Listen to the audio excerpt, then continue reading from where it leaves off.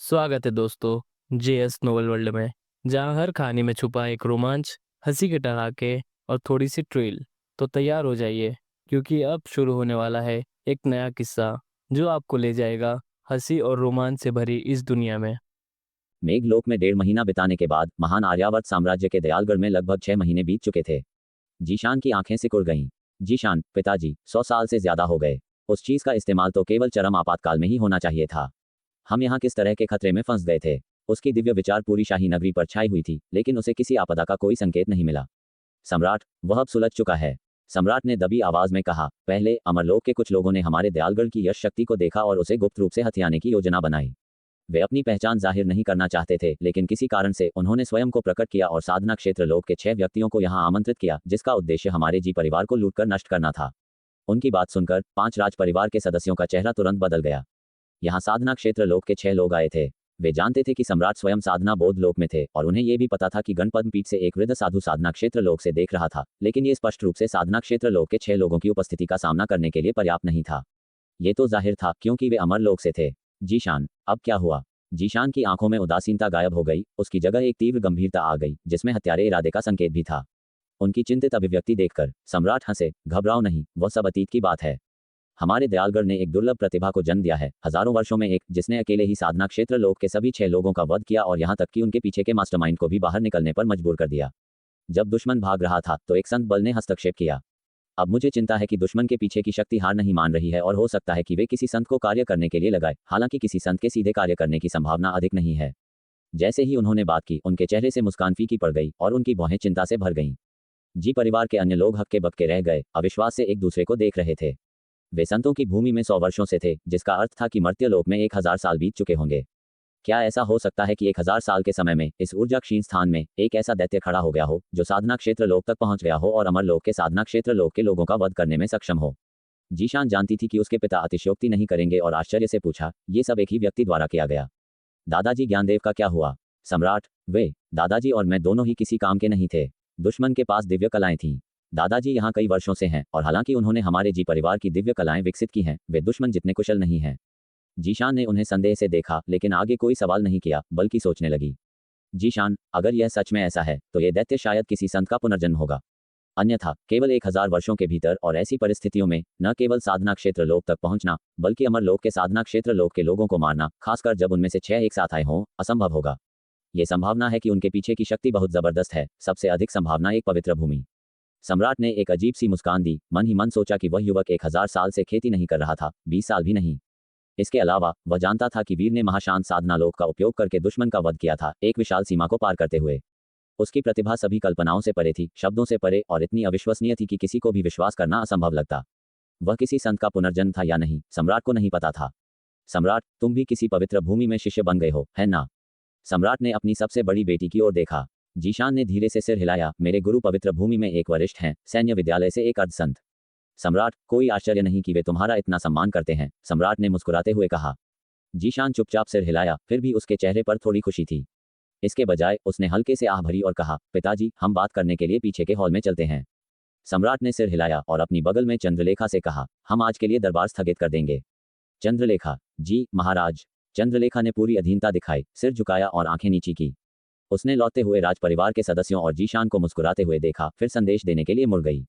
सम्राट लौटे हुए राज परिवार के सदस्यों के साथ शाही महल के पीछे के हॉल की ओर बढ़े।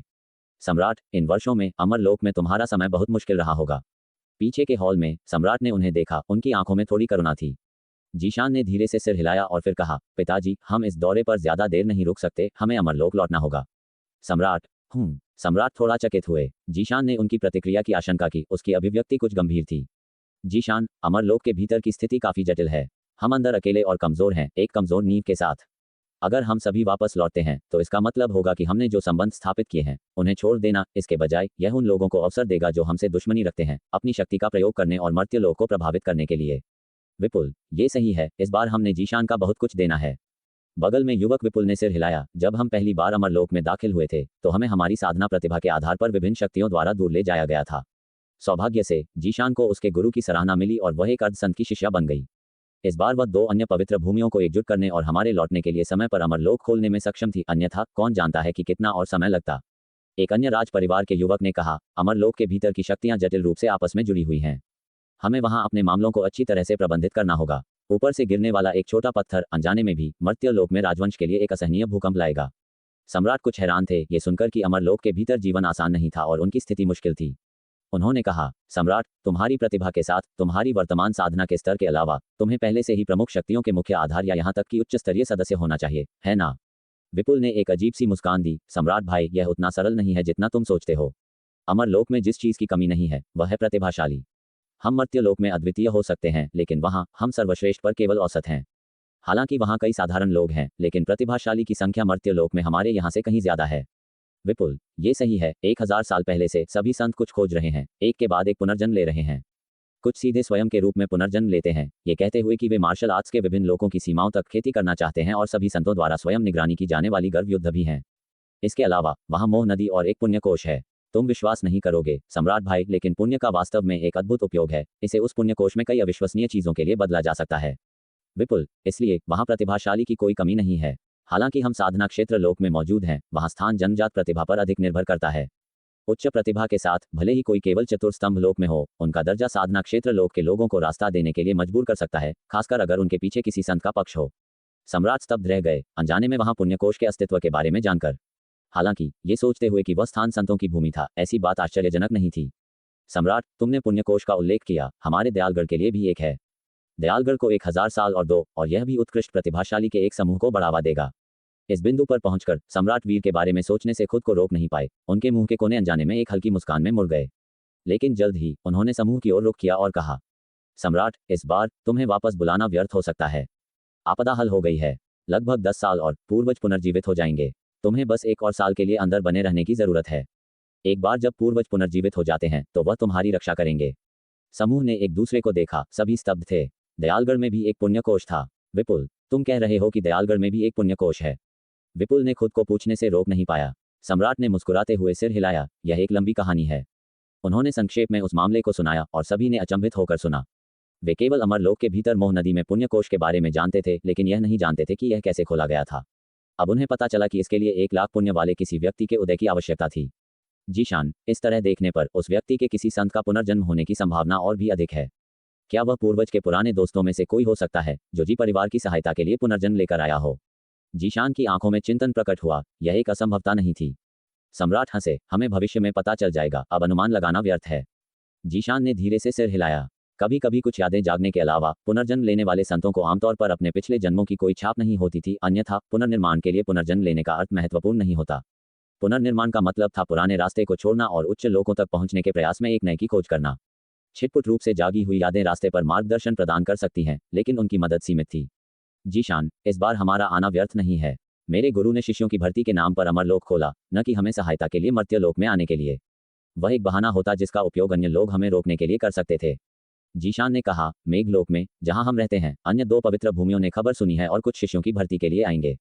अगर दयालगढ़ में कोई प्रतिभाशाली है तो वे, जैसा कि हमने 1000 साल पहले किया था, स्वर्ग सीढ़ी पर चढ़ सकते हैं और अमरलोक के भीतर खेती कर सकते हैं। जीशान, बस इस बार शिष्यों की भर्ती के लिए मानदंड ज्यादा सख्त हैं, मुख्य रूप से मार्शल आर्टिस्ट को लक्षित करते हैं जिन्होंने चरमलोक में महारत हासिल कर ली है। सम्राट ने उत्सुकता से पूछा, मेघलोक कौन सा स्थान है? विपुल, मेघलोक अमरलोक के भीतर एक संतों की भूमि है, विशाल और असीम, जिसमें 33 छोटी दुनियाएं शामिल हैं। उन्हें अलग करने वाले शून्य को महाशांत साधना लोक में किसी व्यक्ति की ताकत की आवश्यकता होती है जो उनके साधना क्षेत्र का उपयोग करके पार करता है। प्रत्येक छोटी दुनिया दयालगढ़ के क्षेत्र से 10 गुना से ज्यादा बड़ी है, जिसमें मजबूत योद्धाओं की भरमार है। विपुल ने समझाया, जिस छोटी दुनिया में हम हैं वह मेघलोक है। सम्राट को एहसास हुआ। सम्राट, फिर से शिष्यों की भर्ती। सम्राट ने अपनी भौहें थोड़ी सिकुड़ी। 1000 साल पहले जब अमरलोक ने शिष्यों की भर्ती की थी तो अनगिनत प्रतिभाशाली शामिल होने के लिए दौड़े थे, जिससे बाद में दयालगढ़ का धीरे धीरे पतन हो गया। वह उस समय सहमत हो गए थे क्योंकि अवसर दुर्लभ था और उन्होंने पहले ही देख लिया था कि जब पूर्वज की यश शक्ति पूरी तरह से एकत्रित होने वाली थी तो उस पर लालच और प्रतिस्पर्धा हो सकती थी। जीशान और राज परिवार के अन्य सदस्यों को भेजने की उम्मीद थी कि वे साधना बोध लोक प्राप्त करने के बाद दयालगढ़ पर एक साथ परिषद में बैठने के लिए लौटेंगे। लेकिन अब वे वास्तव में साधना बोध लोक और इसके अलावा साधना क्षेत्र लोक तक पहुंच चुके थे। लौटने के बाद मर्त्य लोक में ज्यादा देर तक रुकने में असमर्थ उन्हें अमरलोक के शिष्य भर्ती के एक और चक्र का सामना करना पड़ा। इस बार दयालगढ़ का भाग्य शायद और भी गिर जाएगा। हालांकि आपदाएं कम हो गई थीं और कोई युद्ध नहीं थे, गुरु ज्ञानदेव एक बार बुरी तरह घायल हो गए थे और उनकी लंबी उम्र 1 और 1000 साल तक नहीं चल सकती थी। दयालगढ़ के वर्तमान प्रतिभाशाली में किसी को गुरु ज्ञानदेव का पदभार संभालना होगा, दयालगढ़ की अध्यक्षता करनी होगी, या जीशान जैसी कोई व्यक्ति जो रुकने और गुरु ज्ञानदेव की भूमिका दयालगढ़ की देखभाल में लेने को तैयार हो। जहां तक वीर की बात है, सम्राट जानते थे कि ऐसे सत्यनाग को दयालगढ़ जैसे पिंजरे में कैद नहीं किया जा सकता। यहां तक कि अगर वीर रुकने और रक्षा करने के लिए तैयार भी होता तो भी वह बाद वाले को अमरलोक में जाने की उम्मीद करते। सम्राट, अगर यह शिष्यों को लेने के बारे में है तो क्या तुम में से कोई मर्त्यलोक में रुककर गुरु ज्ञानदेव का पदभार संभालने को तैयार है? सम्राट ने पूछा। उनकी बात पर जीशान और अन्य 5 की अभिव्यक्ति थोड़ी बदल गई। विपुल और अन्य जीशान की ओर देखने लगे, जिसने धीरे से फुसफुसाया। जीशान, पिताजी, चून की दयालगढ़ में आपदा हल हो गई है, हालांकि हम नहीं रुकेंगे, हम दयालगढ़ को फिर से खतरे में नहीं पड़ने देंगे। इस यात्रा पर मैंने अपने गुरु से कुछ खजाने प्राप्त किए हैं, जिन्हें दादाजी ज्ञानदेव को दयालगढ़ की रक्षा के लिए सौंपा जा सकता है। बात करते हुए उसने स्वर्ग और पृथ्वी स्थान से कई वस्तुएं निकाली। जीशान, हालांकि ये संत हृदय के मध्यम श्रेणी के शिल्प की तरह लग सकते हैं, उन्हें यश शक्ति द्वारा परिष्कृत किया गया है और वे अत्यंत शक्तिशाली हैं। इन हथियारों के साथ साधना क्षेत्र लोक के साधक दादाजी ज्ञानदेव को अन्य साधना क्षेत्र लोक के विरोधियों का सामना करते समय महत्वपूर्ण रूप से कमजोर नहीं होंगे। जीशान, यह मध्यम श्रेणी की दिव्य कलाएं की एक गुप्त तकनीक है, अत्यंत कीमती। मैंने पंथ के लिए 3 कार्य पूरे करने के बाद इस दिव्य कला के लिए विनिमय किया। दादाजी को गुप्त रूप से इसकी खेती करने दें। जब तक वह संतों की भूमि में इसे नहीं दिखाएंगे तब तक कोई परिणाम नहीं होंगे। जीशान, ये 10 साधना तावीज हैं, शक्ति में भयानक और प्रभावों में विविध। अगर एक बार में बलिदान किया जाए तो प्रत्येक साधना क्षेत्र लोक से एक प्रहार के बराबर है। उसने ये सभी वस्तुएं सम्राट को सौंप दी, ये कहते हुए, इन वस्तुओं के साथ दयालगढ़ इस मर्त्य लोक में सुरक्षित रखा जा सकता है।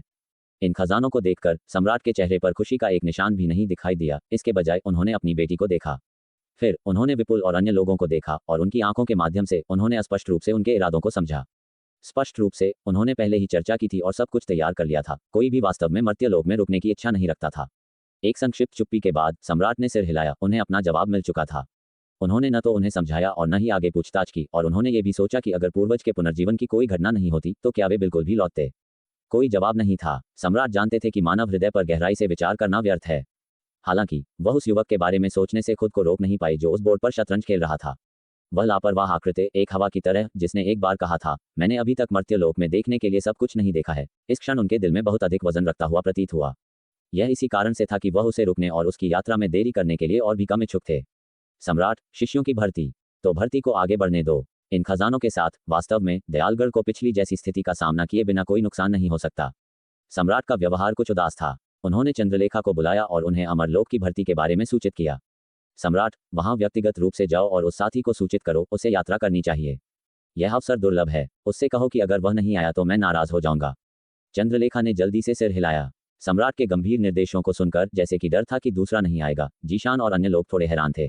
जीशान ने माथे पर बल डाला और कहा, जीशान, प्रतिभाशाली के लिए ऐसे मामले घातक रूप से आकर्षक होते हैं, मुझे नहीं लगता कि कोई भी आने से इनकार करेगा। सम्राट ने उसे एक नजर दी और कुछ नहीं कहा। वह बच्चा दूसरों से अलग था, भयानक रूप से उदासीन। अमरलोक की शिष्य भर्ती की खबर अमरलोक से मजबूत लोगों की वापसी के साथ सम्राट से ज्यादा धूमधाम के बिना फैली, लेकिन खबर अभी भी शीर्ष शक्तियों के बीच प्रसारित हुई। और चूंकि अधिकांश प्रतिभाशाली इन शीर्ष शक्तियों से आते थे, एक बार जब उन्होंने खबर सुनी तो उनके अधीन सभी प्रतिभाशाली उत्साहित थे और पवित्र नगर के शाही नगरी की ओर दौड़े। मालवा प्रांत में देवद्वार दर्रा के भीतर वीर खेती कर रहा था, क्यूई बल को साधना शक्ति में बदल रहा था और लगातार उसे अपने मांस में गढ़ रहा था। उसका शरीर लगातार सुधर रहा था, मजबूत और मजबूत होता जा रहा था। जब चंद्रलेखा इस दर्रे पर पहुंची तो वीरांगन में था, साधना शक्ति को अपने मांस में एकीकृत करते हुए चित्रकारी कर रहा था और साथ ही खेती भी कर रहा था। इस शहर और छोटे आंगन का फिर से दौरा करते हुए चंद्रलेखा ने परिचितता और अजीबपन का एक चौंकाने वाला मिश्रण महसूस किया। यह एक बार केवल पृथ्वी के एक टीले तक कम हो चुका था, लेकिन अब ये फल फूल रहा था। फिर भी छोटा आंगन ज्यादा नहीं बदला था, हालांकि भीतर कम लोग थे। जीशान को देखते ही चंद्रलेखा ने सम्मान के साथ उनका अभिवादन किया, लेकिन जीशान ने बस उसे देखा और आगे कोई ध्यान नहीं दिया।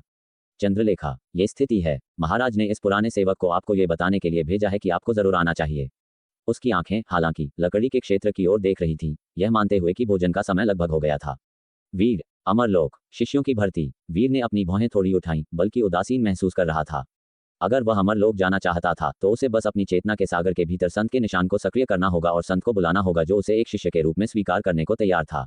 संत विशेष व्यवस्था करेंगे और उसका स्वागत करेंगे। उसके पास तुरंत प्रवेश करने की कोई योजना नहीं थी, क्योंकि यहाँ अभी भी ऐसे मामले थे जो समाप्त नहीं हुए थे। हालांकि अब जब उसने इसके बारे में सोचा तो अमरलोक की यात्रा करना और लौटने से पहले किसी को मारना लगभग समय था। बस उस अमरलोक से भागे हुए को और अधिक समस्याएं पैदा करने की परेशानी से खुद को बचाने के लिए। वीर, वैसे महाराज के लिए तुम्हें जो प्रसिद्ध चित्र और ऐसी चीजें एकत्र करने के लिए कहा गया था, उनमें से कितनी मिल गई हैं? वीर ने पूछताछ की। चंद्रलेखा चौंक गया। यह उम्मीद नहीं थी कि वीर अमरलोक के बजाय उन तुच्छ वस्तुओं से चिंतित होगा। उसने युवक के हाथ में लेखनी को देखा और चुपचाप एक अजीब सी मुस्कान छोड़ी।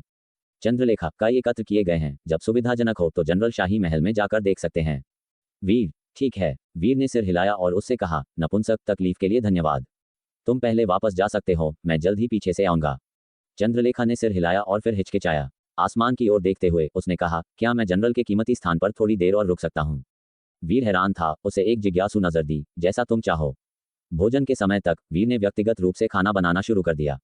अब 9वें चरण के पाक कला कौशल के साथ उसने राक्षस राज के मांस का एक हिस्सा काट लिया जिसे उसने पहले मार दिया था, उसे परिष्कृत और पकाया, छोटे आंगन को एक सुगंधित सुगंध से भर दिया। मांस के शुद्धिकरण के माध्यम से एक व्यंजन एक पुनर्स्थापना अमृत जितना कीमती और पौष्टिक बन गया। वीर ने रश्मि को खाने और पीने के लिए आमंत्रित किया। लंबे समय से इंतजार कर रहे चंद्रलेखा भी खुशी से आया। तभी वीर को उसके रुकने का कारण समझ में आया और वह कंजूस नहीं था, उसे एक हिस्सा सौंप दिया। भोजन के बाद चंद्रलेखा संतुष्ट होकर चला गया और वीर ने लेखन सामग्री को व्यवस्थित किया, रश्मि को अपने साथ ले गया। अगर यह अमरलोक में एक शिष्य भर्ती कार्यक्रम था तो रश्मि की प्रतिभा को शीर्ष स्तर का माना जाना चाहिए। शेन ने अपना घाघरा लहराया, एक लाल अंगूठी में बदल गया जो वीर की कलाई के चारों ओर लिपट गया। वीर, चलो चलें। वीर तुरंत निकल पड़ा। दीपशेख और उसकी पत्नी अभी भी विलय कर रहे थे, इसलिए वह केवल खुद ही यात्रा कर सकता था। जीशान पीछे पीछे चला, उसकी आंखें प्रत्याशा से भरी थीं।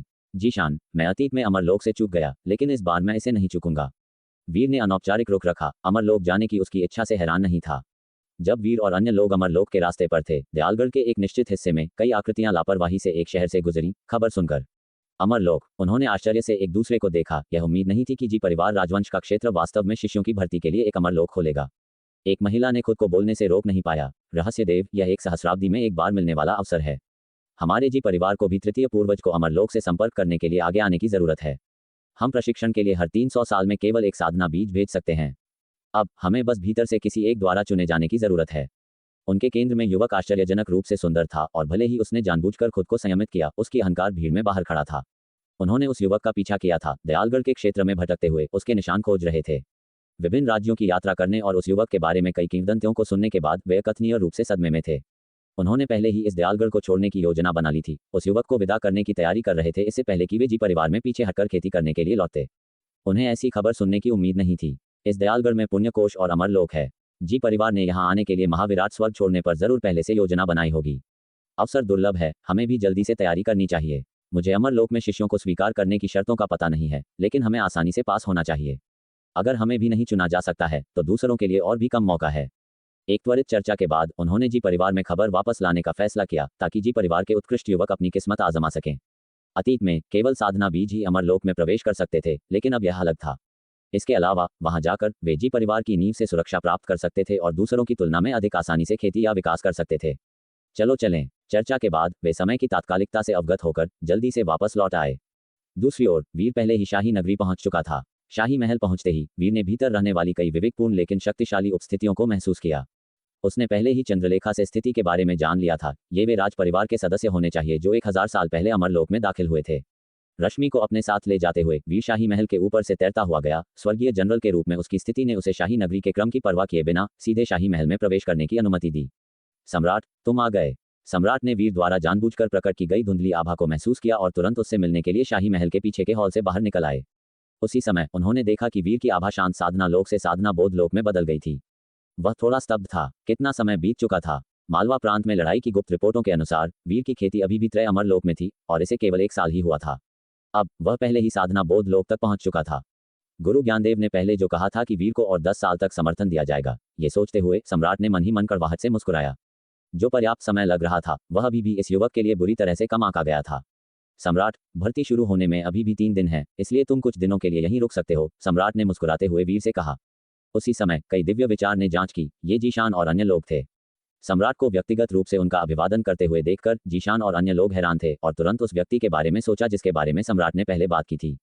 उन्होंने अपने पद पर गर्व किया और अभिवादन करने के लिए आगे नहीं आए, इसके बजाय अपने दिव्य विचार से क्षेत्र को स्कैन किया। इस बीच गणपद्म पीठ में गुरु ज्ञानदेव ने भी वीर को अपने विचार व्यक्त किए, उसके कान में फुसफुसाते हुए। गुरु ज्ञानदेव, जनरल, मैंने आपके लिए जो तलवार गढ़ी है वह तैयार है। आप इसे कब लेने आएंगे? वीर, मैं इसे बाद में लेने आऊंगा, वीर ने जवाब दिया। गुरु ज्ञानदेव, अच्छा, मैं जनरल का बेसब्री से इंतजार कर रहा हूँ, गुरु ज्ञानदेव ने गर्मजोशी से कहा। उनकी दिव्य विचार तब फीकी पड़ गई। सम्राट उस क्षण वीर को शाही महल के पीछे के हॉल की ओर आमंत्रित कर रहे थे। रश्मि वीर के करीब चली गई, पूरे रास्ते थोड़ी संयमित रही। यह शाही राजधानी थी और हालांकि उसके पिता एक महागुरु थे, वह कभी अनुभव करने नहीं आई थी और उसके सामने वाला बुजुर्ग दयालगढ़ का सम्राट था जो इतना सज्जन लग रहा था। शाही महल के पीछे के हॉल में पहुंचने पर वीर ने छोटी सफेद लोमड़ी के बारे में पूछताछ की। वीर महाराज, क्या आपको वह छोटी लोमड़ी दानवनी मिल गई जिसका मैंने पहले उल्लेख किया था? उसने पहले सम्राट को इसे खोजने के लिए सौंपा था, लेकिन तब से कुछ नहीं सुना था। ये सुनकर सम्राट ने धीरे से सिर हिलाया। सम्राट, मैंने राक्षस दमन विभाग को अपनी पूरी ताकत से खोजने का आदेश दिया है और मुखिया स्वयं देखने गए हैं, लेकिन अब तक कोई खबर नहीं है। जानकारी कम है और बहुत सारी लोमड़ी दानव हैं, इसमें कुछ समय लग सकता है। वीर ने आह भरी। वह छोटा प्राणी आखिर कहाँ गया था? क्या ये सच में हो सकता है कि कुछ हुआ था और उसे अन्य दानवों ने खा लिया था?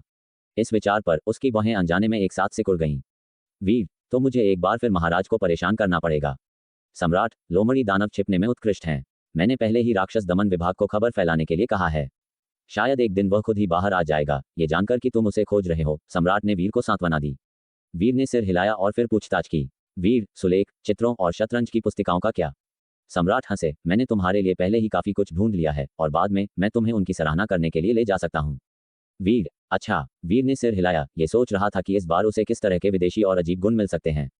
इस क्षण पीछे के हॉल में कई आकृतियां आईं। ये जीशान और अन्य लोग थे।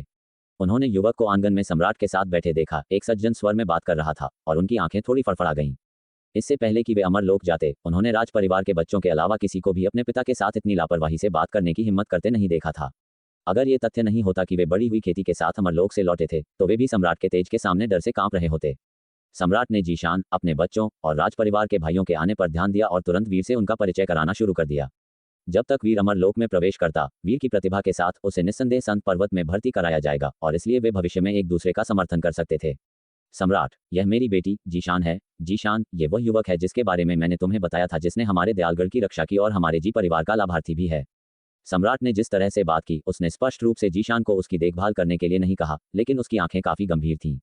जीशान ने वीर को देखा और महसूस किया कि हालांकि वह साधना क्षेत्र लोक में थी, वह वीर की आभा को बिल्कुल भी नहीं देख सकती थी, केवल हल्की परत को पहचान सकती थी जिसे उसने जानबूझकर साधना बोध लोक से होने के रूप में प्रकट किया था। इतना युवा फिर भी मर्त्य लोक में खेती कर रहा था। क्या वह खेती के लोगों को पार करते हुए साधना क्षेत्र लोक के 6 लोगों को मारने में सक्षम था? जीशान को अपने दिल में विश्वास करना मुश्किल लगा, लेकिन वह जानती थी कि उसके पिता झूठ नहीं बोलेंगे और उन्हें आसानी से मूर्ख नहीं बनाया जा सकता था। इसके अलावा पिछले कुछ दिनों के दौरान वह दादाजी ज्ञानदेव से मिली थी और उस लड़ाई के पाठ्यक्रम की सामान्य समझ थी। उसने अमरलोक के भीतर सभी प्रकार की असाधारण गुप्त तकनीकों और दिव्य कलाओं को देखा था, मार्शल आर्ट्स के चरम लोक के अस्तित्व के साथ। अगर कोई विभिन्न तकनीकों को जोड़ता है, तो वास्तव में प्रतिकूल परिस्थितियों में विरोधियों पर काबू पाने का मौका हो सकता है। इसके अलावा उसके सामने वाला युवक एक संत का पुनर्जन्म था और उसमें उल्लेखनीय क्षमताएं होनी चाहिए। जीशान, जनरल, मेरे जी परिवार की आपकी सहायता के लिए धन्यवाद। यह एहसान जीशान को याद है। जीशान ने धीरे से कहा, 3 दिनों में मेघलोक की 3 महान पवित्र भूमियां शिष्यों की भर्ती के लिए यहाँ आएंगी। इस बार मुख्य लक्ष्य वे हैं जिनके पास चरम लोक हैं, इसके बाद शीर्ष प्रतिभाएं हैं। चूंकि जनरल साधना क्षेत्र लोक से किसी को मारने में सक्षम थे, आपने जरूर काफी मार्शल आर्ट्स चरम लोक में महारत हासिल कर ली होगी, है ना? वीर ने पहले ही चंद्रलेखा से इन मामलों के बारे में जान लिया था और उसने बस सिर हिलाया। जीशान, अगर आपने एक चरम लोक में महारत हासिल कर ली है, तो आपको पवित्र भूमि द्वारा चुना जा सकता है। अगर 3, तो आप अर्ध संत के शिष्य बन सकते हैं या संतों के ध्यान में भी आ सकते हैं। अगर 4, तो आप एक संत के शिष्य बन सकते हैं। जीशान ने वीर को देखा। अगर जनरल एक अर्ध संत का शिष्य बन सकता है, तो मुझे उम्मीद है कि आप मेरी आदिम पवित्र भूमि को चुनेंगे। संतों की भूमि के बीच भी मेरी आदिम पवित्र भूमि की बहुत प्रतिष्ठा है और यह मेघलोक में नंबर 1 पवित्र भूमि भी है। वीर की आंखें हल्की सी फड़फड़ाईं क्योंकि उसने संतों की भूमि में स्थिति के बारे में पूछताछ की। जीशान ने वीर से कुछ भी नहीं छिपाया और उसे सामान्य स्थिति के बारे में सूचित किया। तभी वीर को एहसास हुआ कि संतों की भूमि उसकी कल्पना से परे थी। 33 छोटी दुनिया और 108 पवित्र भूमियों के साथ एक विशाल विस्तार। कोई आश्चर्य नहीं कि इसे संतों की भूमि कहा जाता था। संत जो मर्त्य लोक में शायद ही कभी देखे जाते थे, वे वहां असंख्य थे, अनगिनत राजवंशों को रोशन करते हुए अनगिनत सूरज की तरह चमक रहे थे। हालांकि संतों की भूमि में भी किसी संत से व्यक्तिगत रूप से मिलना अत्यंत कठिन था और केवल अद्वितीय प्रतिभा वाले लोगों को ही अपनी आंखों से एक को देखने का मौका मिलता था। कभी कभी जब कोई संत कानून और शिक्षाएं देता था, तो यह एक भव्य आयोजन के लिए सभी जगह से प्रतिभाशाली को इकट्ठा करने के लिए आकर्षित करता था। संक्षेप में बात करने के बाद जीशान और अन्य लोग चले गए, क्योंकि वे भी राज परिवार के चुने हुए कुछ लोगों को देखना चाहते थे कि क्या वे अमरलोक जाने के लिए तैयार और योग्य थे। इस बीच वीर एकत्र किए गए सुलेख, चित्रों और शतरंज की पुस्तिकाओं का चयन करने के लिए सम्राट के साथ राज परिवार के गुप्त खजाने में गया। इसके अतिरिक्त वीर ने अपने द्वारा बनाए गए युद्ध झंडों में से 170 निकाले और सम्राट को सौंप दिए। देवद्वार दर्रा पर केवल 10 छोड़ना पहले से ही काफी पर्याप्त था। वीर ने सम्राट को युद्ध झंडों के अद्भुत उपयोगों के बारे में सूचित किया। सम्राट को मालवा प्रांत में लड़ाई के दौरान पहले ही उनके बारे में पता चल चुका था, ये जानते हुए कि वीर के युद्ध झंडों में शक्तिशाली घातकता के साथ व्यूह थे। अब वीर को इन वस्तुओं को उपहार में देते हुए देखकर वह चकित और उत्सुक दोनों थे। सम्राट, तुमने इन्हें बनाना कहाँ से सीखा? सम्राट को यह महसूस करने से खुद को रोक नहीं पाई कि वीर वास्तव में एक संत का पुनर्जन्म होना चाहिए जो सभी प्रकार की अस्पष्ट तकनीकों में महारत हासिल कर रहा था। वीर, मैंने खुद ही पता लगाया। समझाने में असमर्थ वीर को बस इसे बहादुरी से बाहर निकालना पड़ा। सम्राट मुस्कुराए और मामले को आगे नहीं बढ़ाया क्योंकि इसमें रहस्य शामिल थे। उन्होंने युद्ध झंडों को लिया और कुछ भावुक महसूस किया। वीर के शब्दों के अनुसार इन 170 युद्ध झंडों की भयभीत करने वाली शक्ति शायद जीशान द्वारा दान किए गए 10 साधना तावीजों से ज्यादा मजबूत थी। आखिरकार युद्ध झंडों की क्षमताएं उनकी अंतर्निहित घातकता से परे थीं। अगर उनकी पूरी क्षमता का उपयोग किया जाता है तो ये सिर्फ 170 का मामला नहीं था, ये बहुत ज्यादा हो सकता था। प्रत्येक झंडा एक डरावनी शक्ति का उत्सर्जन करता था। सम्राट, अगर दयालगढ़ को भविष्य में फिर से आपदा का सामना करना पड़ता है तो इसे निश्चित रूप से तुम्हारे युद्ध झंडों से लगाया जाएगा। सम्राट ने धीरे से कहा। वीर ने कुछ असहाय महसूस किया। वीर महाराज, आपको ऐसे विचारों का मनोरंजन नहीं करना चाहिए। क्या होगा अगर वे सच हो जाएं? सम्राट वीर को सुलेख, चित्रों और शतरंज की पुस्तिकाओं के सामने ले गए और कहा, ये वस्तुएं हैं, तुम्हें जो पसंद है उसे चुनो। मैं खुद उन्हें ज्यादा नहीं समझता। अगर तुम्हें किसी चीज की जरूरत है तो मुझे बुलाओ, मुझे कुछ सांसारिक मामलों में भाग लेने की जरूरत है। वीर ने सिर हिलाया और सम्राट के मुड़ने और जाने के बाद वीर एक बाहरी व्यक्ति को शाही खजाने में अकेला छोड़ दिया। ऐसा लगा कि वह वीर के कुछ भी चुराने के बारे में चिंतित नहीं थे।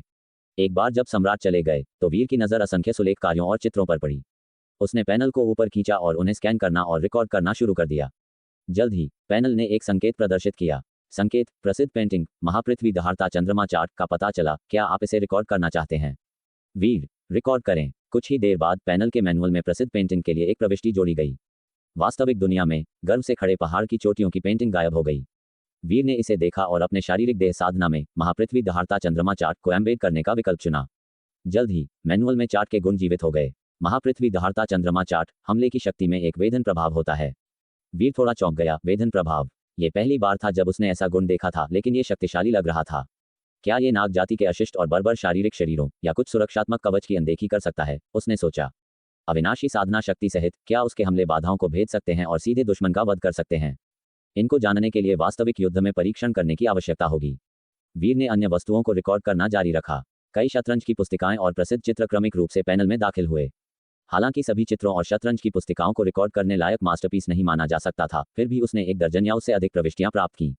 इस बीच 19 प्रांतों के भीतर सभी दिशाओं से युवा प्रतिभाशाली शाही राजधानी में परिवर्तित हुए। पूरी शाही नगरी के बाहर यह अत्यंत जीवन था, जिसमें विभिन्न परिवारों के वंशज प्रत्याशा के साथ आगे देख रहे थे। वरुण, क्या तुम्हें लगता है कि वीर भी इस बार अमर लोक में प्रवेश करेगा? अतुल्य, माँ ने हमें कोशिश करने के लिए कहा, पता नहीं हम सफल हो सकते हैं या नहीं। शाही महल के बाहर एक सराय में कई आकृतियां एकत्र हुईं। अतुल्य और वरुण दूसरों के बीच आ चुके थे। वर्तमान में कोई चयन मानदंड नहीं थे। वे केवल भर्ती के बारे में जानते थे और उन्हें मर्त्य लोक के प्रतिभाशाली भी माना जाता था। हालांकि वीर जैसे दैत्य के अतुलनीय उसे एक तरफ रखकर वे अभी भी अत्यंत उत्कृष्ट थे। अगर वे अमरलोक के भीतर एक पवित्र भूमि द्वारा पसंद किए जा सकते थे तो केवल एक या दो बार संत की शिक्षाओं को सुनना भी अत्यंत लाभकारी होगा। वरुण, यह अफसोस की बात है, अगर चाचा दीपक अभी भी आसपास होते तो अपनी प्रतिभा के साथ वे निश्चित रूप से चुने जाते। वरुण ने धीरे से आह भरी, फिर शाही महल की ओर देखा। ये सुनकर कि वीर भी आ रहा है, उस बड़े भाई को जल्द ही देखने के विचार से वह थोड़ा उत्साहित महसूस कर रहा था। अतुल्य अपनी छोटी बहन ली जिनिंग के साथ आए और थोड़ी कम प्रतिभा वाले ली युन शामिल होने नहीं आए। अतुल्य, कहा जाता है कि यह भर्ती अत्यंत सख्त है, हो सकता है कि हमें न चुना जाए। अतुल्य ने कहा। उसकी आंखें फड़फड़ा रही थीं। हालांकि वह भी अमरलोक के भीतर खेती करना चाहती थी, वह अत्यधिक जुनूनी नहीं थी। उनके अलावा रणवीर हवेली के कई अन्य प्रतिभाशाली भी आ चुके थे, न केवल युवा पीढ़ी बल्कि पुरानी पीढ़ी के भी कई। उनकी अधिक उम्र के बावजूद अपेक्षाकृत लंबी आयु के संदर्भ में वे अभी भी आशावादी व्यक्ति थे। 1000 साल पहले जब अमरलोक ने शिष्यों को लिया था तो इसमें केवल युवा पीढ़ी ही शामिल नहीं थी, कई जाने माने मजबूत अभ्यासकर्ता भी चुने गए थे। हालांकि ली परिवार की तुलना में रणवीर हवेली के अन्य परिवार कहीं ज्यादा उत्पादक थे। आखिरकार दानवों की सैकड़ों वर्षों की साजिश ने मुख्य रूप से ली परिवार को लक्षित किया। पहले शक्ति की इस सीट को फाड़ने और नष्ट करने का प्रयास किया ताकि एक उल्लंघन बनाया जा सके। जब शाही नगरी हलचल कर रही थी, महाविराट स्वर्ग से आकृतियां सीमा से उभरी। इस भव्य आयोजन में भाग लेने के लिए दयालगढ़ राज्य की शाही नगरी की ओर भाग रही थी। उसी समय वीर द्वारा शाही गुप्त तिजोरी में शतरंज की पुस्तिकाओं और प्रसिद्ध चित्रों को रिकॉर्ड करने के बाद वह फिर गणपद्म पीट गया। गुरु ज्ञानदेव ने उसके आने का इंतजार किया और वीर को पहले से ही गढ़ी गई साधना महल तलवार सौंप दी। तलवार गहरी और गहन थी, उसकी सतह स्याह काली थी जिसमें कोई चमक नहीं थी। एक पवित्र खजाने के संत हृदय सार की कमी थी, बेजान दिखाई दे रही थी, फिर भी ये पर्याप्त रूप से भारी और तेज थी। वीर ने तलवार को पकड़ा, ऐसा महसूस हुआ जैसे वह एक पहाड़ पकड़े हुए है। अगर यह साधना बोध लोक में उसके प्रवेश के बाद उसकी शारीरिक देह शक्ति आसानी से 5 से 6 मिलियन जिन तक नहीं पहुंचती तो उसे इसे आसानी से घुमाने में संघर्ष करना पड़ सकता था। वीर, 1 मिलियन जिन की तलवार, इसमें निश्चित रूप से पर्याप्त वजन है। वीर ने इसे हाथ में तौला, इसके साथ काफी आरामदायक महसूस कर रहा था। गुरु ज्ञानदेव, जनरल, आप इस तलवार को क्या नाम देना चाहते हैं? गुरु ज्ञानदेव ने मुस्कुराते हुए पूछा। वीर ने इसे देखा और थोड़ी देर सोचने के बाद कहा, चूंकि इसका नाम साधना महल के नाम पर रखा गया है, तो चलो नाम के रूप में उपलब्धि चुनते हैं। उपलब्धि का मतलब प्राप्ति और शोहरत, चलो इसे उपलब्धि कहते हैं। गुरु ज्ञानदेव, उपलब्धि। गुरु ज्ञानदेव ने इस पर एक पल के लिए विचार किया और फिर सिर हिलाया। वास्तव में इसकी तेजी के अनुकूल है। वीर ने साधना तलवार उपलब्धि को संग्रहित किया और फिर शाही महल लौट आया। सम्राट के साथ शतरंज के 2 खेल खेले। सम्राट के बहुत आग्रह पर वीर ने अमरलोक जाने के लिए सहमति व्यक्त की। फणीश्वर वहां पकड़ने के लिए इंतजार कर रहा था और उस संत वारिस से भी निपटना जरूरी था। वीर, जब मैं मारना खत्म कर दूंगा तो वापस आ जाऊंगा, वीर ने सम्राट से कहा। सम्राट ने जबरदस्ती मुस्कुराया। मुझे उम्मीद है कि तुम वहां एक संत बनोगे। वीर, मैं अपनी पूरी कोशिश करूंगा, वीर ने जवाब दिया। 3 दिन उड़ गए और शाही महल के ऊपर उगते भोर के साथ ऊर्जा का एक उछाल उबलते पानी की तरह उभरने लगा। फिर सुनहरी रोशनी की एक किरण उभरी, धीरे धीरे खुली, अंतहीन गुलाबी बादलों को दर्शाती हुई। यह अत्यंत राजसी आभा ने शाही नगरी के सभी शक्तिशाली लोगों को जगाया, क्योंकि उन्होंने सामूहिक रूप से शाही महल के ऊपर के आसमान की ओर देखा। आभासी आकाश में एक सुनहरी रोशनी धीरे धीरे खुली, एक ऐसे द्वार की तरह खड़ी हो गई जिसे सीधे देखना नहीं चाहिए। आसपास की ऊर्जा भाप बनकर फैली, हवा में लगातार उमड़ती जल लहरों की तरह फैल गई, जिससे अलौकिक सार की फुहारें निकल रही थीं। क्या यह अमर द्वार है? क्या वहां से बाहर निकलने वाले सत्य पुरुषों की तरह दुर्जय प्राणी है? दुर्जय से कहीं अधिक, उस अमर द्वार के पीछे प्राचीन काल के सभी संतों की भूमि है, एक ऐसा संसार जो वास्तव में उज्ज्वल और गौरवशाली है। 1000 साल पहले मैंने वह यात्रा चूक दी थी, लेकिन इस बार मैं आखिरकार समय पर पहुंच गया। राजधानी के भीड़ के बीच उत्साहित युवा प्रतिभाओं के अलावा ऐसे वृद्ध भी थे जिनके चेहरे उत्साह से दमक रहे थे, उनकी आंखों से जलती हुई चमक निकल रही थी। भले ही वे बूढ़े दिखते थे, लेकिन दसियों हजार वर्षों तक फैले लंबे जीवन काल के सामने उनकी 1000 वर्ष से कम की आयु अभी भी युवा ही मानी जाती थी। मर्त्यलोक की युद्ध कलाओं में वे शिखर तक पहुंच चुके थे। अपनी सम्मानित स्थिति और वरिष्ठता के साथ उनमें आगे बढ़ने की बहुत कम प्रेरणा बची थी। लेकिन अब अमर द्वार के फिर से खुलने पर उसके परे का चकाचौंध भरा संसार उन्हें बुला रहा था, जिसने उस ज्वलंत उत्साह को फिर से जगा दिया जो निरंतर खोज को प्रेरित करता था। गणपद्म पीठ के भीतर गुरुदेव प्रणव अंधेरे कक्ष से बाहर निकले और साधना भवन के शीर्ष पर खड़े होकर दूर तक टकी लगाकर देखा। उनके नीचे थोड़ी निचली स्थिति में 7 या 8 शिष्य भी हवा में ठहरे थे। उनकी आंखें अपेक्षा से भरी थीं। उनमें पवित्र और चंद्र खड्ग सभी प्रत्यक्ष शिष्यों में सबसे अधिक प्रतिभाशाली थे। वर्तमान में उनकी आंखें भी तेज चमक रही थीं। इस यात्रा पर तुम भी आगे बढ़ सकते हो। प्रत्येक अपने सामर्थ्य पर निर्भर होकर देखो कि क्या तुम किसी संत की शिक्षा प्राप्त कर सकते हो। यदि तुम भविष्य में संत बनो तो जयसिंह परिवार की दया को मत भूलना। गुरुदेव प्रणव ने धीरे से उन शिष्यों को संबोधित किया। हालांकि उनका अंत निकट आ रहा था, उन्होंने इन शिष्यों को प्रतिबंधित नहीं किया। इस समय किसी को भी अपनी गद्दी विरासत में चुनने से क्रूरता होती, संभवतः उनके दिलों में नाराजगी भी पैदा होती। जैसे उन्होंने इन शिष्यों को स्वतंत्र रूप से प्रतिस्पर्धा करने के लिए छोड़ा, यदि वे विफल होते हैं तो उनमें से चुनते। हालांकि ऐसा करने का मतलब था कि जो उनकी गद्दी विरासत में लेगा वह उनमें से सबसे कम प्रतिभाशाली हो सकता है। गणपद्म पीठ को गौरव की ओर ले जाने में शायद ही सक्षम हो, बल्कि धीरे धीरे उसका पतन हो सकता है। लेकिन कोई बात नहीं, जयसिंह परिवार के पूर्वज और 10 वर्षों में पुनर्जीवित हो जाएंगे। तब तक महान आर्यावर्त साम्राज्य को उनके गणपद्म पीठ के संरक्षण की आवश्यकता नहीं होगी। गुरुदेव, उनके शब्दों को सुनकर शिष्यों ने थोड़ी शर्म दिखाई। हालांकि युद्ध कलाओं में एक अद्भुत अवसर उनके सामने था और वे मना करने का साहस नहीं जुटा सके। चंद्र खड्ग और पवित्र ने एक दूसरे को देखा। उन्होंने पहले ही गुरुदेव प्रणव को बताया था कि वे भाग नहीं लेना चाहते हैं और अपने गुरु के साथ अपनी साधना में मर्त्यलोक में रहना चाहते हैं। इसके विपरीत गुरुदेव ने उनके भाग लेने पर जोर दिया, उन्हें पीछे नहीं रहने देना चाहते थे, इसे बाधा कहा। इससे वे असहाय महसूस कर रहे थे, अब आज्ञाकारी ढंग से भाग लेने के लिए तैयार थे। हालांकि अमरद्वार के रहस्यमय संसार के बारे में दोनों बेहद उत्सुक थे। साधक होने के नाते वे अपनी लालसा को नकार नहीं सकते थे, लेकिन वे बस महसूस करते थे कि दुनिया में साधना से अधिक महत्वपूर्ण चीजें हैं। उसी समय शाही महल के भीतर आज सुबह का दरबार नहीं था, जिससे विशाल महल अपेक्षाकृत शांत था। शाही महल के पिछले हॉल में वीर और महाराजा जयसिंह नाश्ता कर रहे थे। दरबार के व्यंजनों का स्वाद वास्तव में असाधारण था, सब शीर्ष रसोइयों द्वारा बनाया गया था। महाराजा जयसिंह ने रसोइयों से वीर के लिए कई विशेष व्यंजन भी तैयार करवाए थे, जिसने उन्हें बहुत प्रभावित किया, जैसा कि केवल पंचस्तरीय पाक कला में कुशल लोग ही हासिल कर सकते थे। वर्तमान में दोनों एक औषधीय नागमांस दलिया का स्वाद ले रहे थे। नागमांस कोमल और रसीला, स्वाद में मीठा और स्वादिष्ट था, जिसमें कोई मछली जैसी गंध नहीं थी। अमर द्वार खुल गया है। शाही महल के ऊपर ऊर्जा के उतार चढ़ाव को महसूस करते हुए महाराजा जयसिंह ने ऊपर देखा, उनकी आंखें चमक उठीं। उन्होंने 1000 साल पहले ये दृश्य देखा था, तब भी एक महाराजा के रूप में उनका उत्साह छिपाना मुश्किल था। लेकिन इस बार उनका हृदय कहीं अधिक शांत महसूस कर रहा था। अपना सिर घुमाकर उन्होंने अपने बगल के युवक को एक बार देखते हुए देखा, फिर आराम से भोजन उठाना और पीना जारी रखा। ये लड़का, महाराजा जयसिंह को थोड़ा असहाय महसूस हुआ। यह अमर द्वार था आखिरकार, फिर भी यह साथी पूरी तरह से उत्साहित नहीं लग रहा था। एक और कटोरी कृपया, वीर ने अपनी खाली कटोरी चंद्रलेखा को दी। चंद्रलेखा ने जल्दी से इसे लिया। उस छोटे आंगन की बाड़ में वह थोड़ा अधिक सहज हो सकता था, लेकिन यहाँ शाही महल में, खासकर महाराजा जयसिंह के पास, उन्हें वीर की प्रदत्त स्थिति, महान आर्यावर्त साम्राज्य में एकमात्र स्वर्गीय सेनापति के प्रति एक सम्मानजनक व्यवहार बनाए रखना पड़ा। एक जो शाही परिवार के भाग्य का निर्णय अपनी इच्छा से कर सकता था, उसकी कदकाठी स्पष्ट रूप से प्रमुख थी। जल्द ही दलिया की एक छोटी कटोरी भरी गई और लाई गई। वीर ने खाना जारी रखा जबकि आराम से अमर द्वार की ओर देखा, जहां से तीव्र आभा की लहरें निकल रही थीं, जो साधना नियमलोक के प्राणियों से अकाट्य रूप से संबंधित थीं। इसके अलावा इन आभाओं ने खुद को छिपाने का कोई प्रयास नहीं किया, स्वाभाविक रूप से बह रही थी, जैसे कि एक निश्चित भय दिखाना हो। 3 महान पवित्र भूमियों से महान गुरु शिष्यों की भर्ती करने आए हैं। इस समय राजकुमारी जया और अन्य युवराजों और राजकुमारियों के साथ जल्दी से आए। ये शाही परिवार के अत्यधिक प्रतिभाशाली सदस्य थे, जिन्होंने गणपद्म पीठ में भी अध्ययन किया था। शाही परिवार की शीर्ष साधना तकनीकों के साथ वे अपने लोक में अलग खड़े थे, अपने समकालीनों पर हावी थे। पूरे महान आर्यावर्त साम्राज्य में केवल कुछ ही लोग थे जो उन्हें उसी लोक में दबा सकते थे। महाराजा जयसिंह और वीर को अपना नाश्ता करते देख राजकुमारी जया क्षण भर के लिए झिझक गई। उनके आराम का भाव क्या था? उनके पीछे के युवराज और राजकुमारियां महाराजा जयसिंह को देखकर कुछ दोषी महसूस कर रहे थे। वे जानते थे कि अमर द्वार की ओर जाना आर्यावर्त को छोड़ने का मतलब था। उनका निर्णय बहुत आत्ममंथन के बाद किया गया था। प्रणाम पितृदेव। युवराजों और राजकुमारियों ने जल्दी से एक सम्मानजनक सलाम किया। उनकी नजर भी महाराजा जयसिंह के साथ मेज पर बैठे युवक पर पड़ी। उनके दिलों में विसंगति की भावना और ईर्ष्या का एक फीका संकेत उत्पन्न हुआ। लेकिन वे जानते थे कि युवक आर्यावर्त का स्वर्गीय सेनापति था, जिसने पहले शाही महल और राजधानी को बचाया था। उसके बिना शाही परिवार के सदस्य बहुत पहले नष्ट हो गए होते। इसके अलावा उसे दी गई सत्ता बहुत अधिक थी। अगर वे उसे नाराज करने की हिम्मत करते हैं और उसने उन्हें मौके पर ही मार डाला, तो यह संभव था कि महाराजा जयसिंह भी ताली बजाते हुए एक तरफ खड़े हो जाएंगे। उठो, महाराजा जयसिंह ने उदासीनता से बोला।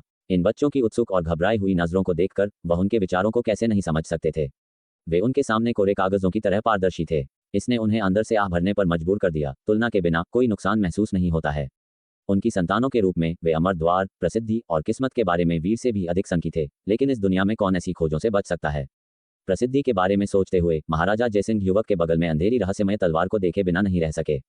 वह जो प्रसिद्धि की सबसे कम परवाह करता था, उसने उसे अपनी तलवार के नाम के लिए उपयोग किया। उन्होंने आशा व्यक्त की कि यह तलवार अपने नाम की तरह दुनिया में असंख्य लोगों के लिए खोज का एक वस्तु बन जाएगी, सबसे चमकदार चमक में फूट जाएगी। उनकी आंखों में धीरे धीरे एक मुस्कान बनने लगी और उन्होंने वीर से कहा, मुझे आशा है कि मैं तुम्हें एक दिन शिखर पर देखूंगा, अतुलनीय चमक के साथ चमकते हुए। वीर ने खाली कटोरी चंद्रलेखा को वापस दी और इन शब्दों को सुनकर उन्होंने एक शरारती मुस्कान के साथ कहा, महाराज, मुझ पर दबाव मत डालिए। महाराजा जयसिंह अपनी आंखें घुमाना चाहते थे, लेकिन अपने बच्चों की उपस्थिति और अपनी गरिमा के कारण खुद को रोक लिया। उन्होंने धीरे से फुफकारा और अपने बच्चों से कहा, यदि तुम प्रतिस्पर्धा करने जा रहे हो तो सुनिश्चित करो कि तुम जयसिंह परिवार के अनुरूप सम्मान वापस लाओ। हमें अपमानित मत करना। महाराजा जयसिंह की अनुमति से युवराज और राजकुमारियां बहुत खुश थे, उत्सुकता से सिर हिलाते हुए दृढ़ संकल्प के साथ वादा कर रहे थे। महाराजा जयसिंह ने शाही परिवार के और सदस्यों को आते देखा और उनकी नजर अपने भाई जयवंत पर पड़ी। उनकी आंखें चमक उठी जैसे उन्होंने कहा, जयवंत, तुम्हें भी इस बार कड़ी कोशिश करनी चाहिए। जयवंत ने धीरे से सिर हिलाया, मैं इस उत्साह में शामिल नहीं होऊंगा। तुम नहीं जा रहे हो? महाराजा जयसिंह कुछ हैरान थे। जयवंत ने एक आसान मुस्कान के साथ कहा, अगर मैं गया तो तुम्हारे साथ कौन रहेगा? महाराजा जयसिंह ने उसे देखा और एक संक्षिप्त मौन में पड़ गए। इस क्षण में अमर द्वार के भीतर सुनहरी रोशनी और अधिक तेज हो गई और 7 आकृतियां उसके भीतर से बाहर निकलीं।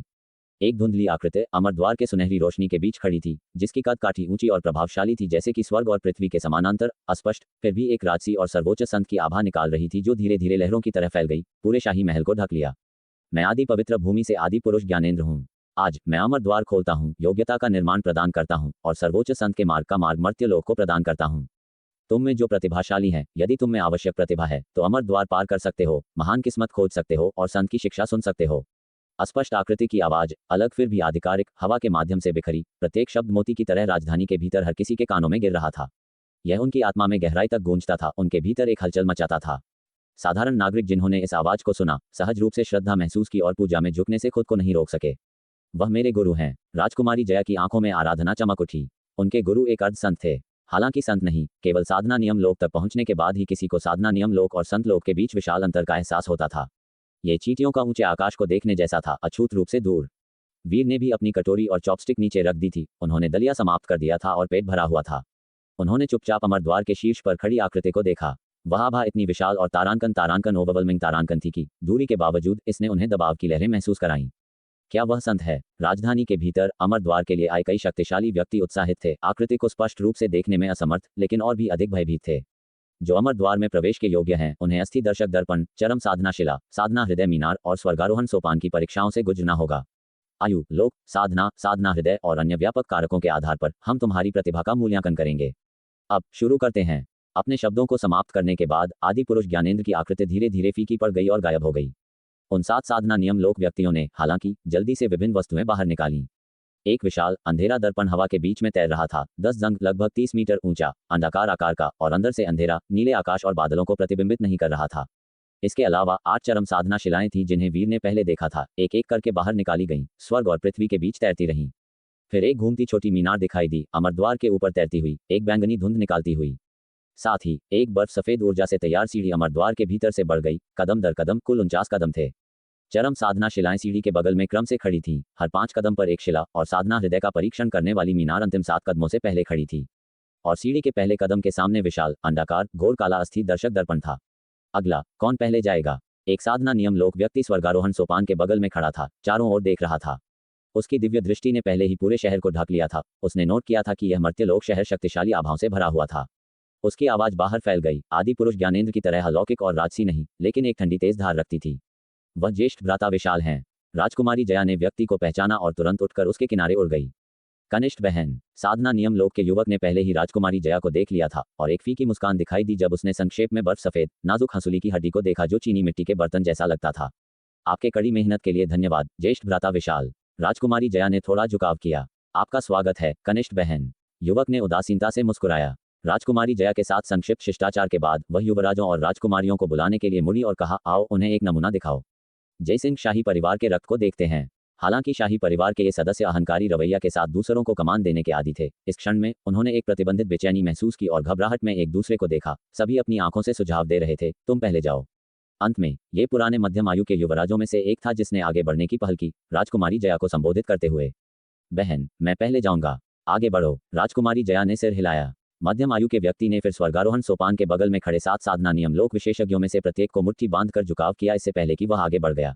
जैसे ही वह पास आया, बड़ा अंधेरा अंडाकार दर्पण अचानक सफेद रोशनी से लहरदार हुआ, स्याही के फैलने की तरह, मध्यम आयु के व्यक्ति की छवि को प्रकट करते हुए साथ में प्रतिबिंबित संदेश को भी।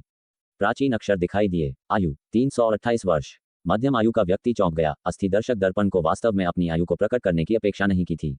उसने गहरी सांस ली, अब और नहीं झिझका, और स्वर्गारोहण सोपान पर कदम रखते हुए अपनी पूरी शक्ति को प्रकट कर दिया। जैसे ही उसने सीढ़ी पर पैर रखा, उसने दबाव की एक जबरदस्त भावना महसूस की जो उसके पूरे शरीर को ढक रही थी। ये किसी प्रकार का नियम लगता था। उसकी अभिव्यक्ति नाटकीय रूप से बदल गई। वह अब और नहीं छिपा सकता था और अपनी पूरी ताकत के साथ बाहर निकला। जल्द ही उसका शरीर तेजी से स्वर्गारोहण सोपान पर चढ़ गया। जब उसने 5वें कदम को पार किया, उसके बगल की चरम साधना शिला ने कोई बदलाव नहीं दिखाया। स्पष्ट रूप से उसने दिव्य शक्ति चरम लोक तक साधना नहीं की थी। मध्यम आयु का व्यक्ति नहीं रुका। वह दौड़ता रहा। उसकी गति मजबूत होती गई, लेकिन उसके कदम धीरे धीरे धीमे हो गए। उसने चरम ज्ञान लोक की ताकत का प्रदर्शन किया, एक जंगली वृषभ की तरह बाहर निकलते हुए, स्वर्गारोहण सोपान पर कदम रखते हुए। उसकी आंखें अमरद्वार पर टिकी थीं, इच्छा और दृढ़ संकल्प से भरी हुई थीं। आखिरकार उसने स्वर्गारोहण सोपान के 49 कदम पार किए और अमरद्वार के सामने पहुंचा। द्वार के ऊपर तैरती एक छोटी मीनार अचानक तेजी से घूम गई, बैंगनी रोशनी की एक किरण निकालते हुए जिसने उसे प्रकाशित किया। फिर बैंगनी रोशनी पीछे हट गई और छोटी मीनार पर बैंगनी धुंध सुनहरी पीली में बदल गई। मध्यम आयु के व्यक्ति ने इसे देखा लेकिन नहीं रुका, अमरद्वार की ओर जारी रहा, केवल अचानक एक शक्ति द्वारा अवरुद्ध होने के लिए उसे पीछे धकेल दिया। मध्यम आयु के व्यक्ति की अभिव्यक्ति बदल गई। 300 वर्ष, पीठ श्रेणी साधना हृदय योग्यता, निम्न श्रेणी अयोग्य। आदि पुरुष ज्ञानेंद्र की उदासीन आवाज तब सुनाई दी। मध्यम आयु का व्यक्ति स्तब्ध था। उसकी अभिव्यक्ति आघात और निराशा में बदल गई। उसने कहा, यह कैसे हो सकता है? मैं चरम ज्ञान लोक में हूँ। हालांकि मैं 300 वर्ष से अधिक उम्र का हूँ। मैंने 60 वर्ष की आयु में भाग्य विपरीत लोक में प्रवेश किया था। इसमें मुझे केवल 60 वर्ष लगे। हम केवल योग्यता देखते हैं, साधना स्तर नहीं। तुम्हारा साधना हृदय बहुत कमजोर है, तुम्हारी क्षमता सीमित है। बस मर्त्य लोक में सेवानिवृत्त हो जाओ। आदि पुरुष ज्ञानेंद्र की आवाज उदासीन थी, जिसके बाद एक अप्रतिरोध्य शक्ति ने मध्यम आयु के व्यक्ति को ढक लिया, उसे अमरद्वार से दूर राजकुमारी जया के किनारे स्थानांतरित कर दिया। स्पष्ट रूप से उन्होंने जाना कि व्यक्ति राजकुमारी जया का शाही भाई था, लेकिन फिर भी कोई अपवाद नहीं किया। मध्यम आयु का व्यक्ति कुछ हक्का बक्का था और खुद को स्थिर करने पर उसने तुरंत जान लिया कि उसने क्या खो दिया था। उसका चेहरा कुछ पीला और बेहद परेशान था। साधना हृदय बहुत कम, ये कैसे हो सकता है? उसका साधना हृदय महाराजा जयसिंह के सिंहासन को विरासत में लेने, एक संप्रभु बनने के लिए निर्धारित था। ऐसा साधना हृदय कम माना जाता है। उनके विचार में स्वर्ग के नीचे कोई बड़ी महत्वाकांक्षा नहीं होनी चाहिए, जब तक कि यह एक संत बनने के बारे में न हो। लेकिन क्या वह कुछ ऐसा था जिसे साधारण लोग सपने में भी देखने की हिम्मत करते थे? राजकुमारी जया की अभिव्यक्ति भी कुछ अंधेरी हो गई, लेकिन वह अपने गुरु के स्वभाव को जानती थी और वास्तव में एक पीठ श्रेणी साधना हृदय बहुत कमजोर था। उसमें महत्वाकांक्षा की इतनी कमी कैसे हो सकती थी? तुम्हारा साधना हृदय क्या है? राजकुमारी जया ने इस शाही भाई की ओर देखे बिना नहीं रह सकी, जिसने, हालांकि चरम लोक का नहीं, अपनी इतनी बुरी नहीं योग्यता के साथ 60 वर्षों में भाग्य विपरीत लोक हासिल किया था। मध्यम आयु के व्यक्ति ने उसे देखा, फिर मौन में अपना सिर झुका लिया। इसे जोर से बोलते हुए उसे डर था कि महाराजा सुनेंगे और उसे फांसी देंगे। उसकी व्यवहार को देखते हुए राजकुमारी जया ने भी कुछ चीजें अनुमान लगाईं, आंतरिक रूप से विलाप करते हुए, बस एक सिंहासन विरासत में लेना, बस यही था। सच्ची महत्वाकांक्षा अपनी खुद की दिव्य वंश स्थापित करने, संस्थापक सम्राट बनने की होनी चाहिए। वह वास्तव में एक ऊंची आकांक्षा होगी। भूल जाओ अगला कौन है, आइए खुद को और शर्मिंदा न करें, राजकुमारी जया ने कहा। मध्यम आयु के व्यक्ति का चेहरा सिकुड़ गया, लेकिन ये जानते हुए कि उसने अमरद्वार और किसी भी समर्थन में अपना मौका खो दिया था, उसने अब और कोई असंतुष्टि दिखाने की हिम्मत नहीं की, बल्कि अंदर से थोड़ा डर महसूस कर रहा था। महाराजा को नाराज करने का जोखिम उठाना और अमरद्वार में प्रवेश करने में विफल रहना, सिंहासन अब उसके लिए और भी अधिक अप्राप्य लगता था। मध्यम आयु के व्यक्ति की अस्वीकृति दूसरों की अपेक्षाओं से परे थी। शेष युवराज और राजकुमारियां उसके दुर्भाग्य पर खुश नहीं थे, इसके बजाय उनकी अभिव्यक्ति तंग हो गई और राजधानी के भीतर एकत्रित विशेषज्ञ शाही महल के बाहर चौक की ओर दौड़ पड़े। इस दृश्य को देखकर उनके चेहरे नाटकीय रूप से बदल गए, तनाव और आशंका से भर गए। एक चरम ज्ञान लोक अस्तित्व को अस्वीकार कर दिया गया था। इस अमरद्वार की शर्तें कितनी सख्त थीं। जल्दी से शाही परिवार के दूसरे सदस्य ने कार्रवाई की, इस बार एक राजकुमारी। उसकी प्रतिबिंबित आयु केवल 32 वर्ष थी। उसकी साधना त्रय अमर लोक शिखर पर थी। चतुर्स्तंभ लोक से सिर्फ एक कदम दूर। उसने अभी तक साधना हृदय नहीं बनाया था। साधना हृदय के बिना इसका परीक्षण करने की कोई आवश्यकता नहीं थी, लेकिन ऐसी आयु में त्रय अमर लोक शिखर तक पहुंचना अत्यंत उच्च योग्यता दिखाता था। उसकी आकृति स्वर्गारोहण सोपान पर कदम रखी और तेजी से आगे बढ़ी, ठीक मध्यम आयु के व्यक्ति की तरह दौड़ते हुए। उसकी तेज आकृति को देखकर मध्यम आयु का व्यक्ति कुछ अविश्वसनीय था, लेकिन फिर कुछ महसूस किया और जल्दी से राजकुमारी जया से पूछा, बहन, क्या इस स्वर्गारोहण सोपान पर नियम दबाव प्रत्येक व्यक्ति के लोक के अनुसार समायोजित किया जाता है? हाँ, राजकुमारी जया ने सिर हिलाया। नियम दबाव ने वास्तविक लड़ाई क्षमता का परीक्षण किया, यानी साधना तकनीक और उस तरह की चीजें। अगर कोई बहुत खराब तकनीक की साधना कर रहा था और उसकी ताकत उसी लोक में उन लोगों में मध्यम या यहाँ तक कि निम्न श्रेणी पर थी, तो सीढ़ी पूरी करना एक उपलब्धि होगी। तब तक राजकुमारी पहले ही तेजी से बाहर निकल चुकी थी, शाही नाड़ी उद्घाटन कौशल का उपयोग करते हुए, जोरदार रूप से अपनी पूरी ताकत को जुटाते हुए, और आखिरकार कठिनाई से अमरद्वार पर पहुंची। काली मीनार ने जवाब नहीं दिया। वह एक क्षण के लिए रुकी और फिर अमरद्वार की ओर कदम बढ़ाया। क्या आप चाहते हैं कि मैं इस कहानी को आगे बढ़ाऊं? कहानी। दूसरे व्यक्ति को अमरद्वार में प्रवेश करते देख सबके चेहरों पर खुशी थी, मगर पास खड़े प्रौढ़ पुरुष की आंखें आश्चर्य से फैली हुई थीं। वह यूं ही भीतर चला गया। उसे लगा था कि उसकी योग्यता तो राजकुमारी से कहीं अधिक है, फिर भी वह अटक गया। ये कैसी विडंबना की साधना हृदय न होने के कारण परीक्षा से छूट मिल गई। प्रौढ़ पुरुष का मन द्वेष से भर उठा। जियाना ने अमरद्वार की ओर देखा। भीतर कोई हलचल न पाकर उसने मन ही मन आह भरी, ये जानते हुए कि यद्यपि यह व्यक्ति पास हो गया है, फिर भी संभवतः उसे साधारण योग्यता का आंक आ गया है, जिसके कारण पवित्र धाम में प्रवेश मुश्किल होगा। उसने अपने बगल में खड़े प्रौढ़ पुरुष की आंखों में छिपी हुई शिकायत की चमक देखी और धीरे से सिर हिलाकर कहा, अधिक न सोचें, ये योग्यता परीक्षण आपके भले के लिए है। यदि आपकी योग्यता पर्याप्त नहीं है और आप भीतर जाते हैं, तो आपको केवल कष्ट ही मिलेगा। ये निश्चित रूप से मृत्युलोक के आपके दिनों से बेहतर नहीं होगा। दूसरों ने यह सुनकर कुछ राहत महसूस की, लेकिन प्रयास किए बिना हार मानने को कोई तैयार नहीं था।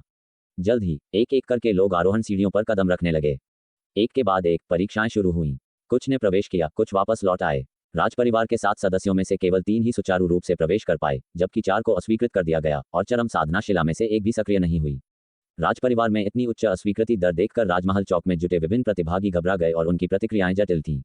शुरुआती उत्साह और आवेग इस क्षण ठंडे पानी से बुझ गए थे। यह अमरद्वार ऐसी जगह नहीं थी जहां केवल चाहने भर से प्रवेश मिल जाए। वे खुद को प्रतिभाशाली मानते थे, लेकिन राजपरिवार की तुलना में वे अभी भी कुछ हद तक कम थे। राजपरिवार की परीक्षा पूरी होने के बाद जियाना ने देर नहीं लगाई। उसने चौक की ओर मुड़कर 19 प्रांतों से आए इन प्रतिभागियों से कहा कि वे घबराएं नहीं, बल्कि एक एक करके आगे बढ़ें और अपनी परीक्षा दें। उसके शब्दों के बाद लोगों की भीड़ में से तेज गति से कई आकृतियां निकलीं, सभी असाधारण बल लिए हुए थीं। सबसे आगे वाला युवक सुंदर और शालीन था, जिसकी आभा असाधारण थी। वह हवा में ऊपर उठा, फिर अचानक उसकी निगाहें राजमहल की ओर मुड़ीं। उसकी दृष्टि बगीचे की आड़ू के पेड़ की शाखाओं के पार गई और उसने महान कक्ष के अंदर राजसिंहासन के सामने खड़े युवक को देखा।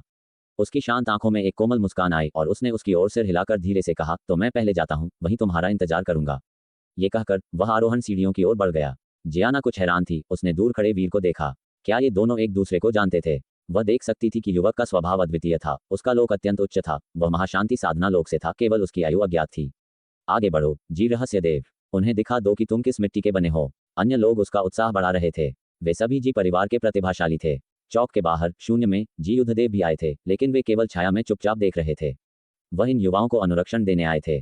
जियाना के परिवार द्वारा उनके क्षेत्र में एक अमर द्वार खोलने और ऐसा अवसर प्रदान करने पर स्वाभाविक रूप से इसे छोड़ा नहीं जाना चाहिए। हालांकि उन्होंने युवाओं को निर्देश दिया था कि वे बहुत अधिक ध्यान आकर्षित न करें और जी परिवार का उपनाम न बताएं, क्योंकि प्राचीन पवित्र कुल हमेशा कम प्रोफाइल रखना पसंद करते हैं। धमाका। जी रहस्यदेव अचानक एक विशाल और दैवीय आभा के साथ फट पड़े। उनके शरीर से सुनहरी रोशनी निकल रही थी। शक्ति सीमा लोक। आरोहण सीढ़ियों के बगल में खड़े 7 साधना विधि लोक के शक्तिशाली व्यक्तियों की आंखों में, जो पहले भावहीन थे, अब एक हल्की चमक आ गई। आखिरकार एक सच्चा प्रतिभाशाली आ गया था। वह क्या है? उसकी त्वचा सुनहरी क्यों हो गई है? इतना जोरदार बल, उसके शरीर से निकलती गर्मी भट्टी जैसी महसूस होती है। ये प्रतिभाशाली कौन है? पहले कभी नहीं देखा, इसका नाम क्या है? चौपर सभी ने जी रहस्यदेव में बदलाव देखा और महान सूर्य जैसी उस जबरदस्त आभा को महसूस किया। वे सभी चौंक गए। इस बीच जी रहस्यदेव ने बातें करने में समय बर्बाद नहीं किया। उसने एक बड़ा कदम आगे बढ़ाया। आरोहण सीढ़ियों पर हर कदम रखते ही विधि बल ने तुरंत उसे घेर लिया। उसने अपने कंधों पर एक भार महसूस किया और फिर वह आगे बढ़ गया। उसके बगल में प्रतिबिंबित अस्थिशिला ने उसकी उम्र उजागर की। 29 वर्ष। यह उम्र देखकर सब चौंक गए। केवल 29। कई पिछली पीढ़ी के लोग जो अमर द्वार में भाग लेने आए थे समान रूप से चकित थे।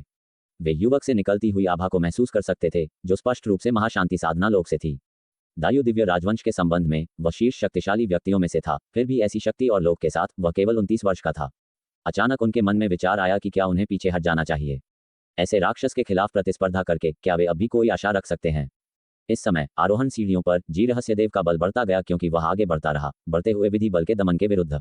5 कदम पार करने के बाद उसके बगल में चरम साधना शिला शानदार प्रकाश के साथ चमकी। विश्व बल, दैवीय शक्ति। जी रहस्यदेव रुका नहीं, बल्कि आगे बढ़ता रहा और जल्द ही 1 और 5 कदम के बाद दूसरी चरम साधना शिला भी चमक उठी। ब्रह्मांड नाड़ी, 2 महान चरम लोक, 2 चरम साधना शिलाओं को प्रज्वलित करते हुए। जी रहस्यदेव केवल 29 वर्ष का था। कुछ और दशक दिए जाएं तो वह निश्चित रूप से अन्य चरम लोक को भी समझेगा। प्राचीन पवित्र कुल के साधना बीज के रूप में उसकी क्षमता जबरदस्त थी और वह पूरी तरह से मृत्युलोक के शीर्ष प्रतिभाशाली लोगों में स्थान पाने योग्य था। जल्द ही जी रहस्यदेव आसानी से ऊपर की ओर बढ़ गया, अमर द्वार की 49वीं सीढ़ी तक सहजता से पहुंच गया, बिना किसी और चरम साधना शिला को जलाए। जैसे ही वह मजबूती से खड़ा हुआ, साधना हृदय मीनार ने एक बैंगनी चमक उत्सर्जित की जो उसके चारों ओर प्रतिबिंबित हुई, फिर वापस सिमट गई। उसके बाद मीनार ने एक चांदी सफेद रोशनी विकीर्ण की। गहन स्तर साधना हृदय। अमर द्वार के भीतर से एक आवाज आई जैसे कोई धीरे से चिल्ला रहा हो, लेकिन वह पूर्वज यूं नहीं थे। जी रहस्यदेव अमर द्वार के सामने खड़ा हुआ, फिर से मुड़ा, राजमहल की ओर नीचे देखा, युवक से आंखें मिलाईं, सिर हिलाया और अपनी आंखों से संवाद किया। मैं तुम्हारा वहीं इंतजार करूंगा। फिर भीतर कदम रखा। जी रहस्यदेव को पार होते देख जी परिवार के अन्य प्रतिभाशाली लोगों के चेहरों पर खुशी आई। उन्हें थोड़ी राहत मिली, लेकिन उससे भी अधिक इसकी उम्मीद थी। अगर जी रहस्यदेव भी पार नहीं हो सकता तो यह अमर द्वार तरकीन होगा। अब मेरी बारी है। एक प्रतिभाशाली आगे बढ़ा और आरोहण सीढ़ियों पर पहुंचकर उसने भी राजमहल के अंदर के युवक की ओर देखा, हल्का सा सिर झुकाया और फिर सीढ़ियों की ओर भागा।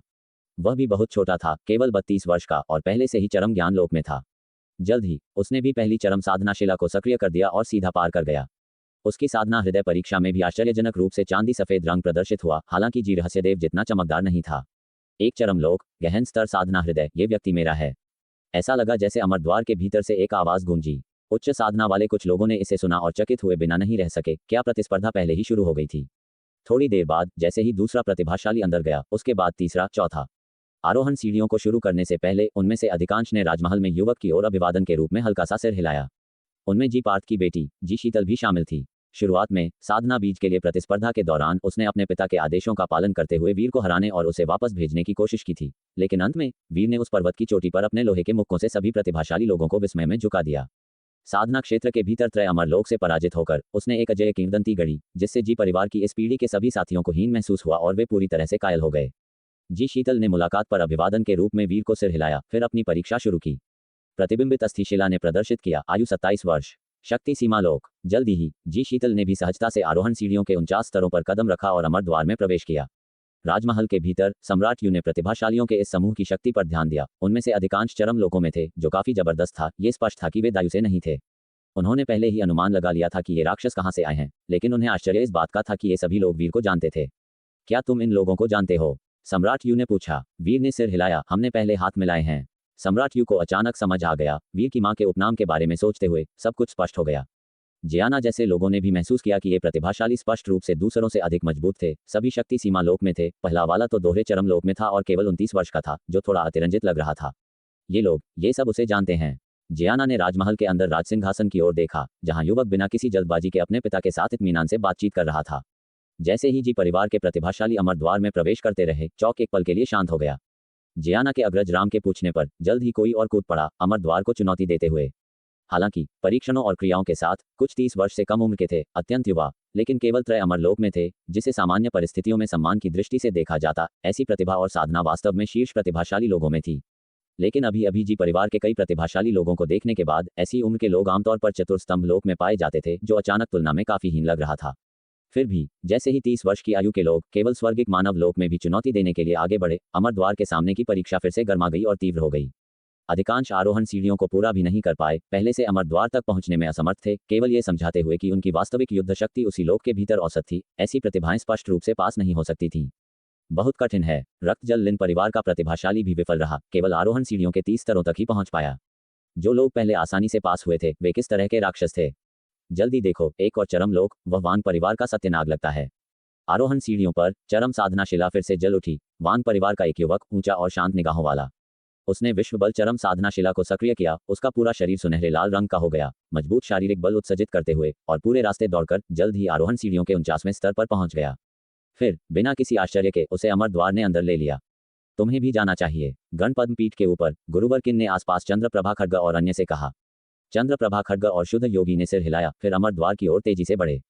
गणपद्म पीठ के इन शिष्यों को देखकर चौक पर विभिन्न प्रतिभाशाली लोगों का उत्साह क्षण भर के लिए रुक गया। उन्होंने चुनौती देना छोड़ दिया। तो मैं पहले जाता हूँ, शुद्ध योगी ने कहा। फिर वह भी आरोहण सीढ़ियों पर चढ़ गया। वह पहली चरम साधना शिला को जला नहीं सका, लेकिन उसने दूसरी को जलाया, ब्रह्मांड नाड़ी की साधना करते हुए। ऐसे अपवाद दुर्लभ थे। फिर वह आसानी से अमर द्वार के अंदर प्रवेश कर गया, लेकिन अमर द्वार के भीतर एक खाली शून्य था। शुद्ध योगी बस प्रकट हुआ और उसने देखा कि उससे पहले प्रवेश करने वाले लोग सब वहीं खड़े थे, और उससे परे 3 प्रभावशाली आकृतियां, साथ ही कई साधना विधि लोक के जीव भी, जिनकी हर सांस उसके दिल को कंपा रही थी। साथ ही उसने तुरंत महसूस किया कि अमर द्वार के पीछे की दुनिया में गहरी और समृद्ध ब्रह्मांडीय ऊर्जा थी, जैसे कि वह शरीर में स्वचालित रूप से प्रवेश कर रही हो, बिना किसी साधना के ही उत्थान कर रही हो। क्या ये बहुत आरामदायक है? क्या ये सर्व संतों की भूमि है? शुद्ध योगी चकित और उत्सुक हुए बिना नहीं रह सका। उसने अभिवादन में हल्का सा सिर झुकाया, फिर अपनी निगाहें बदली, केवल ये जानने के लिए कि वह अमर द्वार के माध्यम से बाहर की स्थिति को आसानी से देख सकता था। लेकिन बाहर से अमर द्वार का अंदर का हिस्सा दिखाई नहीं दे रहा था। क्या वह अभी तक नहीं आया? जी शीतल ने अमर द्वार के बाहर देखा। ये देखकर कि चुनौती देने वाली भीड़ में वीर की आकृति दिखाई नहीं दी थी, उसकी भौहें थोड़ी सिकुड़ गईं। जी रहस्यदेव का चेहरा उदासीन था, उसकी आंखों में एक चमक थी। उसने कुछ नहीं कहा। अमर द्वार के बाहर चंद्रप्रभा खड्ग और अन्य धीरे धीरे उभरे, आरोहण सीढ़ियों को चुनौती देते हुए। उनकी उम्र प्रतिबिंबित अस्थिशिला में दिखाई दी। कुछ सैकड़ों साल के थे, जबकि सबसे छोटा चंद्रप्रभा खड्ग केवल 14 वर्ष का था, वीर से 2 साल छोटा। स्वर्गिक मानव लोक के साथ उसकी साधना ने उसे आरोहण सीढ़ियों पर कदम रखने दिया। उसने चरम साधना शिला को प्रज्वलित नहीं किया, लेकिन जैसे ही वह 49 सीढ़ियों पर चढ़ा, छोटी मीनार हिल गई और उस पर एक बैंगनी प्रकाश डाला। जैसे ही प्रकाश वापस सिमटा, मीनार के भीतर से एक भिनभिनाहट की आवाज आई। साधना हृदय की झनकार। अमर द्वार के भीतर से एक हल्का विस्मय आया। क्या यह एक प्राकृतिक उत्परिवर्तित शरीर हो सकता है? चंद्रप्रभा खड्ग के आगमन के साथ विस्मय लगातार फूटता रहा। किसी ने चिल्लाया, मैं इस युवक को अपने शून्य पवित्र धाम के लिए चाहता हूँ। बाहर वालों ने इन फुसफुसाहटों को सुना, कुछ हद तक आश्चर्यचकित थे। क्या युवक का शरीर असाधारण था? सम्राट यू ने वीर को अपने बगल में बैठे देखा, जो कुछ भी नहीं कर रहा था, और कहा, तुम्हें भी जाना चाहिए। हम। वीर ने सिर हिलाया, अब और नहीं टला। वह खड़ा हुआ और कहा, महाराज कृपया मुझे छोटी सफेद लोमड़ी की तलाश करने में मदद करना याद रखें। वह मेरी साथी है। समझ गया। सम्राट यू ने सिर हिलाया। वीर ने फिर रश्मि को आवाज दी, उसे कुछ तैयारी करने को कहा। रश्मि घबरा गई और आशंकित थी। पहले कई लोगों को विफल होते देख उसका दिल कस गया था। उसे इस तरह तनाव में देखकर वीर मुस्कुराया और कहा, जल्दी मत करो, धीरे धीरे खुद को सामान्य करो। तुम्हारी ताकत के साथ, हालांकि चरम लोक में नहीं, तुम्हारी प्रतिभा काफी सराहनीय है। ये सुनकर रश्मि ने गहरी सांस ली, धीरे धीरे उसे छोड़ा और ईमानदारी से कहा, मैं तैयार हूँ युवा स्वामी। वीर ने सिर हिलाया और तुरंत उसे लेकर हवा में ऊपर उठा। जैसे ही वे चौक के ऊपर के हवाई क्षेत्र में पहुंचे, भीड़ में से एक आकृति दौड़ी और आरोहण सीढ़ियों की ओर भागी। युवक वयोवृद्ध पहले जा रहा है। यह आकृति जीशान की थी। उसकी आकृति चमकी जैसे ही उसने आरोहण सीढ़ियों पर कदम रखा, जल्दी से चरम लोक के दूसरे ब्रह्मांड नाड़ी को सक्रिय किया और जल्द ही 49 सीढ़ियों पर दौड़ गया। साथ ही छोटी मीनार हिल गई, बैंगनी प्रकाश ने उसे रोशन किया और फिर वह वापस सिमट गया। बैंगनी प्रकाश बदल गया, अप्रत्याशित रूप से काला हो गया। उसी समय भीतर से एक गुनगुनाहट की आवाज आई, पृथ्वी स्तर साधना हृदय। अमर द्वार के भीतर से सदमे में चीखें निकलीं। और यह भी एक प्राकृतिक उत्परिवर्तित शरीर है? किस प्रकार का? अज्ञात। किसी और ने चिल्लाया। जीशान की आकृति पहले ही अमर द्वार में कदम रख चुकी थी। अंदर दबी हुई आवाजों ने हलचल पैदा कर दी, जिससे कई लोग चौंक गए, जैसे वे किसी बात पर गर्मागर्म बहस कर रहे थे। चौक पर लोग भौचक्के रह गए। यह नहीं जानते थे कि क्या हुआ था, लेकिन उन्हें लगा कि कुछ महत्वपूर्ण हुआ था। जियाना के चेहरे पर आश्चर्य था। उसने धुंधले ढंग से उस आदमी का चेहरा पहचाना, जो उसका राजकीय चाचा लगता था, लेकिन उसके पास पृथ्वी स्तर साधना हृदय था। यह एक ऐसा हृदय था जो केवल संतों के पास होता था। नीचे के साधारण लोग नहीं जानते थे कि यह कितना अनमोल था, लेकिन सर्व संतों की विशाल भूमि में वे अत्यंत दुर्लभ थे। जियाना कभी कल्पना भी नहीं कर सकती थी कि उसके राजपरिवार से ऐसा एक प्रतिभाशाली राक्षस निकलेगा। क्या ऐसा हो सकता है? क्या मेरा जियान परिवार भविष्य में 2 संतों को उत्पन्न करेगा? जियाना थोड़ी अचंभित थी। पुनर्जीवित पूर्वज के अलावा पृथ्वी स्तर साधना हृदय वाले इस राजकीय चाचा में यदि कुछ अप्रत्याशित नहीं होता है, तो सर्व संतों की भूमि में पृथ्वी स्तर साधना हृदय रखने वालों के अनुसार ऋषि पद की क्षमता भी होने की संभावना थी। आप पहले जाएं, युवा स्वामी, मुझे सामान्य होने में थोड़ा और समय चाहिए। रश्मि ने वीर से कहा। जीशान के कारण हुई सनसनी ने उसे फिर से चिंतित कर दिया। एक साधारण छात्र शीर्ष छात्रों के ठीक बाद आने का साहस नहीं करता। उसे इस तरह देखकर वीर को कुछ असहाय महसूस हुआ। ये छोटी लड़की, हालांकि उसके बगल में तलवारबाजी के प्रशिक्षण में निपुण थी, उसमें वास्तविक युद्ध का अनुभव और आत्मा में कुछ हद तक डर की कमी थी। ठीक है फिर, वीर ने देर नहीं लगाई और आगे बढ़ना शुरू कर दिया। जियाना ने वीर को आखिरकार अमर द्वार के पास आते देखा। उसकी आंखें उसे देखते हुए थोड़ी संकरी हो गईं। उसने इस युवा स्वर्गिक सम्राट को अत्यंत असाधारण माना। साधना विधि लोक के 6 लोगों के साथ प्रतिस्पर्धा करने में सक्षम पुनर्जन्म संत। वह बस नहीं जानती थी कि वह किस स्तर की प्रतिभा प्रदर्शित करेगा। और इस क्षण वीर भी आरोहण सीढ़ियों के सामने आ गया। नीचे चौक में कई लोगों ने वीर की पहचान ली।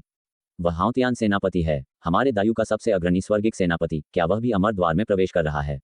कई लोगों ने ऊपर देखा। उनके चेहरे पर घबराहट और प्रत्याशा का मिश्रण था। उस क्षण प्रतिबिंबित अस्थिशिला पर प्राचीन लिपि दिखाई दी। उसने वीर की उम्र प्रदर्शित की, 16 वर्ष। यह उम्र देखकर कई लोग थोड़े अचंभित हुए। हालांकि यह उम्र उन लोगों में सबसे कम नहीं थी जिन्होंने पहले परीक्षा दी थी, जैसे कि चंद्रप्रभा खड्ग जो केवल 14 वर्ष का था। लेकिन उम्र एक बात है, साधना दूसरी। वीर की शक्ति सबके सामने थी और उसके विभिन्न कर्मों के साथ मिलकर पिछली पीढ़ी के कई लोग हल्के से आह भरे बिना नहीं रह सके। दुख भरी मुस्कान के साथ सिर हिलाते हुए उनमें से कुछ 16 वर्ष की उम्र में एक ऐसी ऊंचाई पर पहुंच गए थे जिसे वे केवल ऊपर देख सकते थे। हाओ ऊपर जा रहा है। वह वास्तव में अमर द्वार जा रहा है। भीड़ के बाहर वरुण का चेहरा उत्साह से भरा था। अतुल्य और धीर की आंखों में जटिल भाव थे। वह उज्ज्वल मोती जो पर्वत और नदी अखाड़ा से उभरा था, अब पूरे दायु पर चमक रहा था। पहले दूसरों की चुनौतियों को देखने के बाद उन्हें एहसास हुआ कि यह अमर द्वार चयन अत्यंत सख्त था। सबसे अधिक संभावना थी कि उन्हें नहीं चुना जाएगा। हालांकि वीर के लिए यह अत्यंत आसान होना चाहिए, है ना? जैसे ही उसकी उम्र प्रतिबिंबित अस्थिशिला द्वारा दिखाई गई, वीर ने देर नहीं लगाई और आरोहण सीढ़ियों की ओर कदम बढ़ाया। जैसे ही उसने आरोहण सीढ़ियों पर कदम रखा, विधियों का दमनकारी बल एक पहाड़ की तरह उस पर उतर आया। उसके कंधों पर भारी पड़ रहा था। क्या यह आरोहण सीढ़ियों का दमन है? वीर का भाव अपरिवर्तित रहा। उसका कदम जरा भी नहीं डगमगाया और एक छलांग में वह 10वीं सीढ़ी पर पहुंच गया। इस क्षण जैसे ही 2 चरम साधना शिलाओं को पार किया गया, वे भी चमकने लगी, दैवीय चमक उत्सर्जित करते हुए। चरम साधना शिला सक्रिय हो गई है। दोहरे चरम लोक। वह इतनी तेजी से आगे बढ़ रहा है। वीर को आरोहण सीढ़ियों पर इतनी सहजता से आगे बढ़ते देखकर चौक पर चीखें गूंज उठीं। जियाना और अन्य थोड़े चकित थे। उनके भाव अचानक गंभीर हो गए। वे जानते थे कि वीर असाधारण था और ऐसी स्थिति अभी भी उनके लिए स्वीकार्य थी। अमर द्वार के अंदर जी रहस्यदेव और जी परिवार के कई प्रतिभाशाली लोग दायु राज परिवार और अन्य सदस्यों की आसपास की चीखों पर हल्के से हंसे। वे जानते थे कि यह युवक की सीमा से कहीं दूर था। वापस जी परिवार में वह एक चतुर चरम लोक प्राणी था जिसे एक संत ने पसंद किया था। इस बीच आरोहण सीढ़ियों पर वीर एक आरामदायक सहजता के साथ चला। उसके चारों ओर विधियों का बढ़ता हुआ मजबूत दमन उसे ज्यादा प्रभावित नहीं कर रहा था। उसके शरीर के भीतर साधना शक्ति घूम रही थी और भले ही उसने साधना बोध लोक को पूरी तरह से मजबूत नहीं किया था, वह फिर भी एक पारंपरिक सत्य पुरुष लोक से कहीं अधिक मजबूत था। जल्द ही तीसरी चरम साधना शिला जल उठी। तीसरा चरम लोक, ब्रह्मांड विधि प्रकटीकरण। आश्चर्य की चीख उठने से पहले वीर ने स्वर्ग की ओर कदम बढ़ाना जारी रखा, चौथी चरम साधना शिला को सक्रिय करते हुए। आदि आत्मा चरम लोक। युवक को पार होते देख सभी चरम साधना शिलाओं को जलाते हुए जियाना कुछ हद तक अवाक रह गई।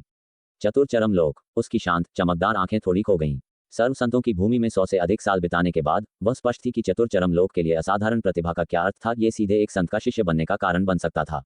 कोई आश्चर्य नहीं कि वह साधना विधि लोक के 6 प्राणियों को विपरीत रूप से मार सकता था। उसके पतले हाथ अनजाने में हल्के से कस गए। उसकी आंखों में उस युवक की आकृति प्रतिबिंबित हो रही थी। अमर द्वार में जी रहस्यदेव और अन्य भी दंग रह गए। उन्होंने पहले जी परिवार में वीर की परीक्षा देखी थी। हालांकि उसने तब 4 चरम लोक सक्रिय किए थे, उनमें से एक छठा चरम लोक लगता था। और अब छठा चरम लोक अभी तक नहीं जला था। क्या इसका मतलब था कि वीर के पास 5 चरम लोक थे? ये युवक, जबकि अन्य लोग चौंक रहे थे और फुसफुसा रहे थे, थोड़ी दूर खड़े 3 विशाल आकृतियों ने भी गंभीर और केंद्रित दिखना शुरू कर दिया। चतुर चरम लोक। क्या वास्तव में मृत्यु लोक में ऐसा कोई बीज हो सकता है? क्या ये किसी संत का पुनर्जन्म या अवतार हो सकता है? हो, 5वां चरम लोक। इस समय आरोहण सीढ़ियों पर वीर तेजी से चला और 30 सीढ़ियों को पार करने के बाद 5वीं चरम साधना शिला भी जल उठी। विलय खंडहर चरम लोक। ये देखकर पहले से गुलजार चौक अचानक और भी अधिक तीव्र चर्चाओं में फूट पड़ा।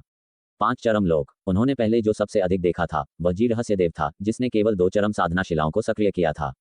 हालांकि वे पूरी तरह से नहीं समझ सकते थे कि चरम साधना शिला का क्या मतलब था। कुल 8 शिलाओं के साथ 2 को सक्रिय करने का मतलब था अमर द्वार के भीतर भयंकर रूप से विवादित होना, ऐसी राक्षसी प्रतिभा। अब जब वीर ने 5 को सक्रिय कर दिया था, दूसरों को कहीं पीछे छोड़ते हुए, यह अंतर को दर्शाने के लिए पर्याप्त था। क्या ये हाउतियान सेनापति की प्रतिभा है? शाही नगर के भीतर के शक्तिशाली लोग दंग रह गए और चुपचाप चौंक गए। उन्होंने हाउतियान सेनापति की किंवदंतियां सुनी थीं, जानते थे कि वह मजबूत था, लेकिन वे एक बार फिर अंदर तक चौंक गए। राजमहल के बाहर जी युद्धदेव ने भी वीर को पहचाना और इस समय वह अचंभित था।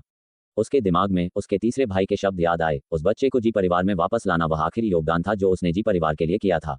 उस तीसरे भाई ने अपने जीवन में जी परिवार के लिए अनगिनत लड़ाइयां लड़ी थीं और यहाँ तक कि अपनी आत्मा के बिखरने से पहले वह जी परिवार के लिए अतुलनीय प्रतिभा का एक प्रतिभाशाली वापस लाया था।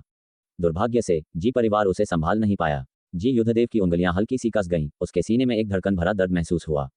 इस क्षण आरोहण सीढ़ियों पर वीर अब धीरे चलने की परवाह नहीं कर सका और ऊपर की ओर दौड़ पड़ा। छठा, सातवां, एक के बाद एक दो और चरम साधना शिलाएं जल उठीं। भू अमर चरम लोक, अविनाशी चरम लोक, जहां भी वह गुजरा चरम साधना शिलाएं जल उठीं, जैसे कि स्वर्ग की ओर बढ़ते हुए युवक के लिए फूल पकड़े हों, उसकी आकृति में चमक जोड़ते हुए। इस क्षण पूरे शाही नगर से चीखें अचानक रुक गईं, सन्नाटा छा गया।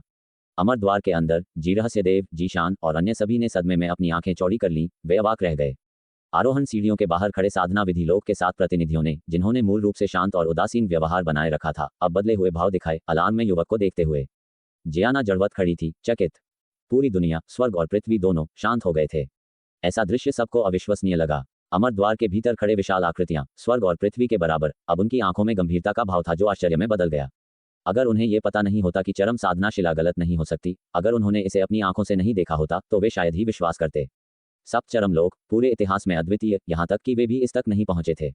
कई संत उच्च सीमाओं का पीछा करने के लिए फिर से साधना करने के लिए पुनर्जन्म ले चुके थे और अब दूर की किंवदंती वास्तव में मृत्यु लोक में प्रकट हुई। वह कौन है? पूर्वज यू, जो एक प्रौढ़ पुरुष जैसा दिखता था, लंबा और मजबूत, जिसकी आंखें सूर्य और चंद्रमा जितनी प्रभावशाली थीं, विधियों के घूमते हुए चमक के साथ एक असाधारण आभा उत्सर्जित करता था, लेकिन इस क्षण उसका चेहरा सदमे से भरा था, कुछ चूक को रोकने में असमर्थ था। जो कोई संत लोक के जितना करीब था, वह उतना ही जानता था कि सप्त चरम लोक कितना भयानक था। किसी ने जवाब नहीं दिया। जी रहस्यदेव और अन्य भी वीर से दंग थे।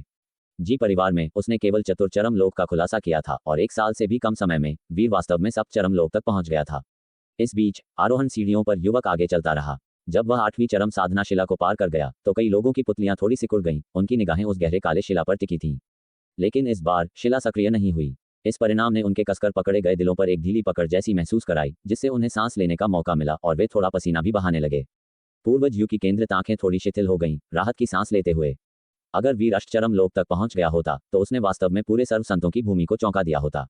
हालांकि सप्तचरम लोक भी पूरे अमर द्वार के भीतर हलचल मचाने के लिए पर्याप्त था। एक बार खबर फैलने पर निश्चित रूप से अनगिनत शक्तियां उसके लिए प्रतिस्पर्धा करेंगी। वे संत शायद उसे व्यक्तिगत रूप से दावा करने के लिए नीचे आएंगे। ऐसा प्रतिभाशाली बहुत अतिरंजित था। ऐसा व्यक्ति मनुष्य लोक में कैसे पैदा हो सकता है?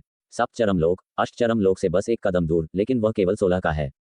पास ही एक महिला धुंधली धुंध में लिपटी हुई और एक देवी की तरह शालीन सदमे में फुसफुसाई। उसकी आवाज सुरुचिपूर्ण और मधुर थी, विधियों के स्वाद के साथ लिंगरिंग, वसंत जल की तरह साफ, एक अलौकिक और अकेला स्वभाव लिए हुए। गरुड़ पूर्वज के शब्दों को सुनकर भीड़ होश में आई, केवल एक बार फिर चौंकने के लिए। हाँ, युवक केवल 16 वर्ष का था। अकल्पनीय, समझ से परे। जी रहस्यदेव और अन्य के अलावा विभिन्न मेघलोक की शक्तियां जो शिष्य लेने आई थीं, वे भी हैरान थीं। उन्होंने संतों के पुनर्जन्म को देखा था, लेकिन फिर भी वे ऐसी राक्षसी विकास दर का अनुमान नहीं लगा सकते थे। जब तक कि दूसरा पक्ष एक जीवित संत न हो, जो और भी असंभव था, क्योंकि संत इतने ऊब नहीं होंगे, न ही वे मृत्युलोक में खुद को प्रकट करेंगे। और अब वीर आखिरी 9 सीढ़ियों की ओर चला, अमरद्वार के द्वारों के सामने पहुंचा। युवक को अमरद्वार के बाहर खड़ा देखकर भले ही वे जानते थे कि वह उन्हें नहीं देख सकता, किसी कारण से विभिन्न शक्तियों के प्रतिनिधियों ने घबराया हुआ महसूस किया, कुछ तो घबराहट में निगल भी रहे थे। उन्होंने पहले कभी ऐसा महसूस नहीं किया था। वे सर्व संतों की भूमि की प्रमुख शक्तियों से थे। मृत्युलोक में शिष्य लेने आना मृत्युलोक को एक अवसर देना था।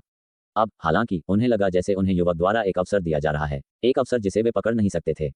ऐसा प्रतिभाशाली निस्संदेह विभिन्न पवित्र धामों के संतों द्वारा संघर्ष का लक्ष्य होगा। यह आदमी, जीशान ने अपनी बुद्धि वापस पा ली थी, लगभग हाथ की पहुंच में खड़े युवक को आश्चर्य और अवाकपन के मिश्रण के साथ देखते हुए। या तो तुम कुछ भी प्रकट नहीं करते, या तुम ऐसा तमाशा बनाते हो जिससे वे, जो अभी सुर्खियों में थे, अचानक अपनी सारी चमक खो बैठते हैं। जी रहस्यदेव और अन्य ने आंखें मिलाईं, एक दूसरे की आंखों में कड़वाहट देखी। उन्होंने सोचा था कि वीर का पीछा करते हुए सर्व संतों की भूमि तक जाने से उनके बीच का अंतर कम हो जाएगा, लेकिन इससे पहले कि वे शुरू भी कर पाते, वे बहुत पीछे छूट गए थे। कड़वाहट के अलावा उनके पास एक विशेष पूर्वाभास भी था। हालांकि वीर के समान युग में होने के कारण उन पर छाया पड़ी थी, ऐसा लगा जैसे वे एक संत के उदय को देख सकते हैं। ऐसी प्रतिभा के साथ अगर वीर संत नहीं बन सका, तो उन्हें लगा कि दुनिया में कोई नहीं बन सकता। ये भी एक पृथ्वी स्तर साधना हृदय होना चाहिए। छोटी मीनार को घूमते हुए देखकर वीर का परीक्षण करने के लिए तैयार सब शांत हो गए। ऐसी योग्यताओं के साथ साधना हृदय अब महत्वपूर्ण नहीं था, लेकिन वे जानते थे कि ऐसे प्रतिभाशाली के लिए साधना हृदय की कमी नहीं होगी। सबसे बुरा यह एक गहन स्तर साधना हृदय होगा। इस समय अमरद्वार के बाहर छोटी मीनार से प्रकाश पहले ही वीर से वापस सिमट गया था। बैंगनी प्रकाश वापस सिमटने के साथ मीनार में कोई बदलाव नहीं आया, जैसे कि बैंगनी प्रकाश अवशोषित हो गया हो। मीनार मौन हो गई। काफी देर तक मीनार ने कोई प्रतिक्रिया नहीं दी। ऐसे अजीब दृश्य ने अमरद्वार के अंदर कई लोगों को अचंभित कर दिया। क्या हो रहा है? क्या साधना हृदय मीनार टूट गई है? कई प्रतिनिधियों ने आश्चर्य में पूछा। हालांकि तीनों अर्धसंत वयोवृद्ध चौंक गए। वे पहली बार ऐसी अप्रत्याशित स्थिति देख रहे थे। साधना हृदय के प्रकार की परवाह किए बिना साधना हृदय मीनार उसे दिखाएगी, लेकिन अब ऐसा लग रहा था जैसे वह चुप हो गई हो, कोई प्रतिक्रिया नहीं दिखा रही हो। थोड़ी देर की चुप्पी के बाद पूर्वज यू ने अचानक अपना भाव बदल दिया। उनकी आंखों में सदमे का भाव था। क्या ऐसा हो सकता है कि उसका साधना हृदय पहले कभी नहीं देखा गया हो, पृथ्वी स्तर साधना हृदय से भी श्रेष्ठ हो? अगर वीर ने सप्त चरम लोक को सक्रिय नहीं किया होता तो उन्होंने कभी भी ऐसा अपमानजनक विचार नहीं किया होता, लेकिन अब वह हरकलें लगाए बिना नहीं रह सके। उनके शब्दों को सुनकर भीड़ एक बार फिर हल्की सी चुप्पी में डूब गई। ठीक। तो दोस्तों, ये था आज का सफ़र जीएस नोवेल वर्ल्ड के साथ, जहाँ हर कहानी में होता है ट्विस्ट और थोड़ी सी मस्ती। अगर आपको मज़ा आया हो तो लाइक, शेयर और सब्सक्राइब करना ना भूलें। मिलते हैं अगले एपिसोड में। तब तक बने रहिए जीएस नोवेल वर्ल्ड के अद्भुत दुनिया के साथ।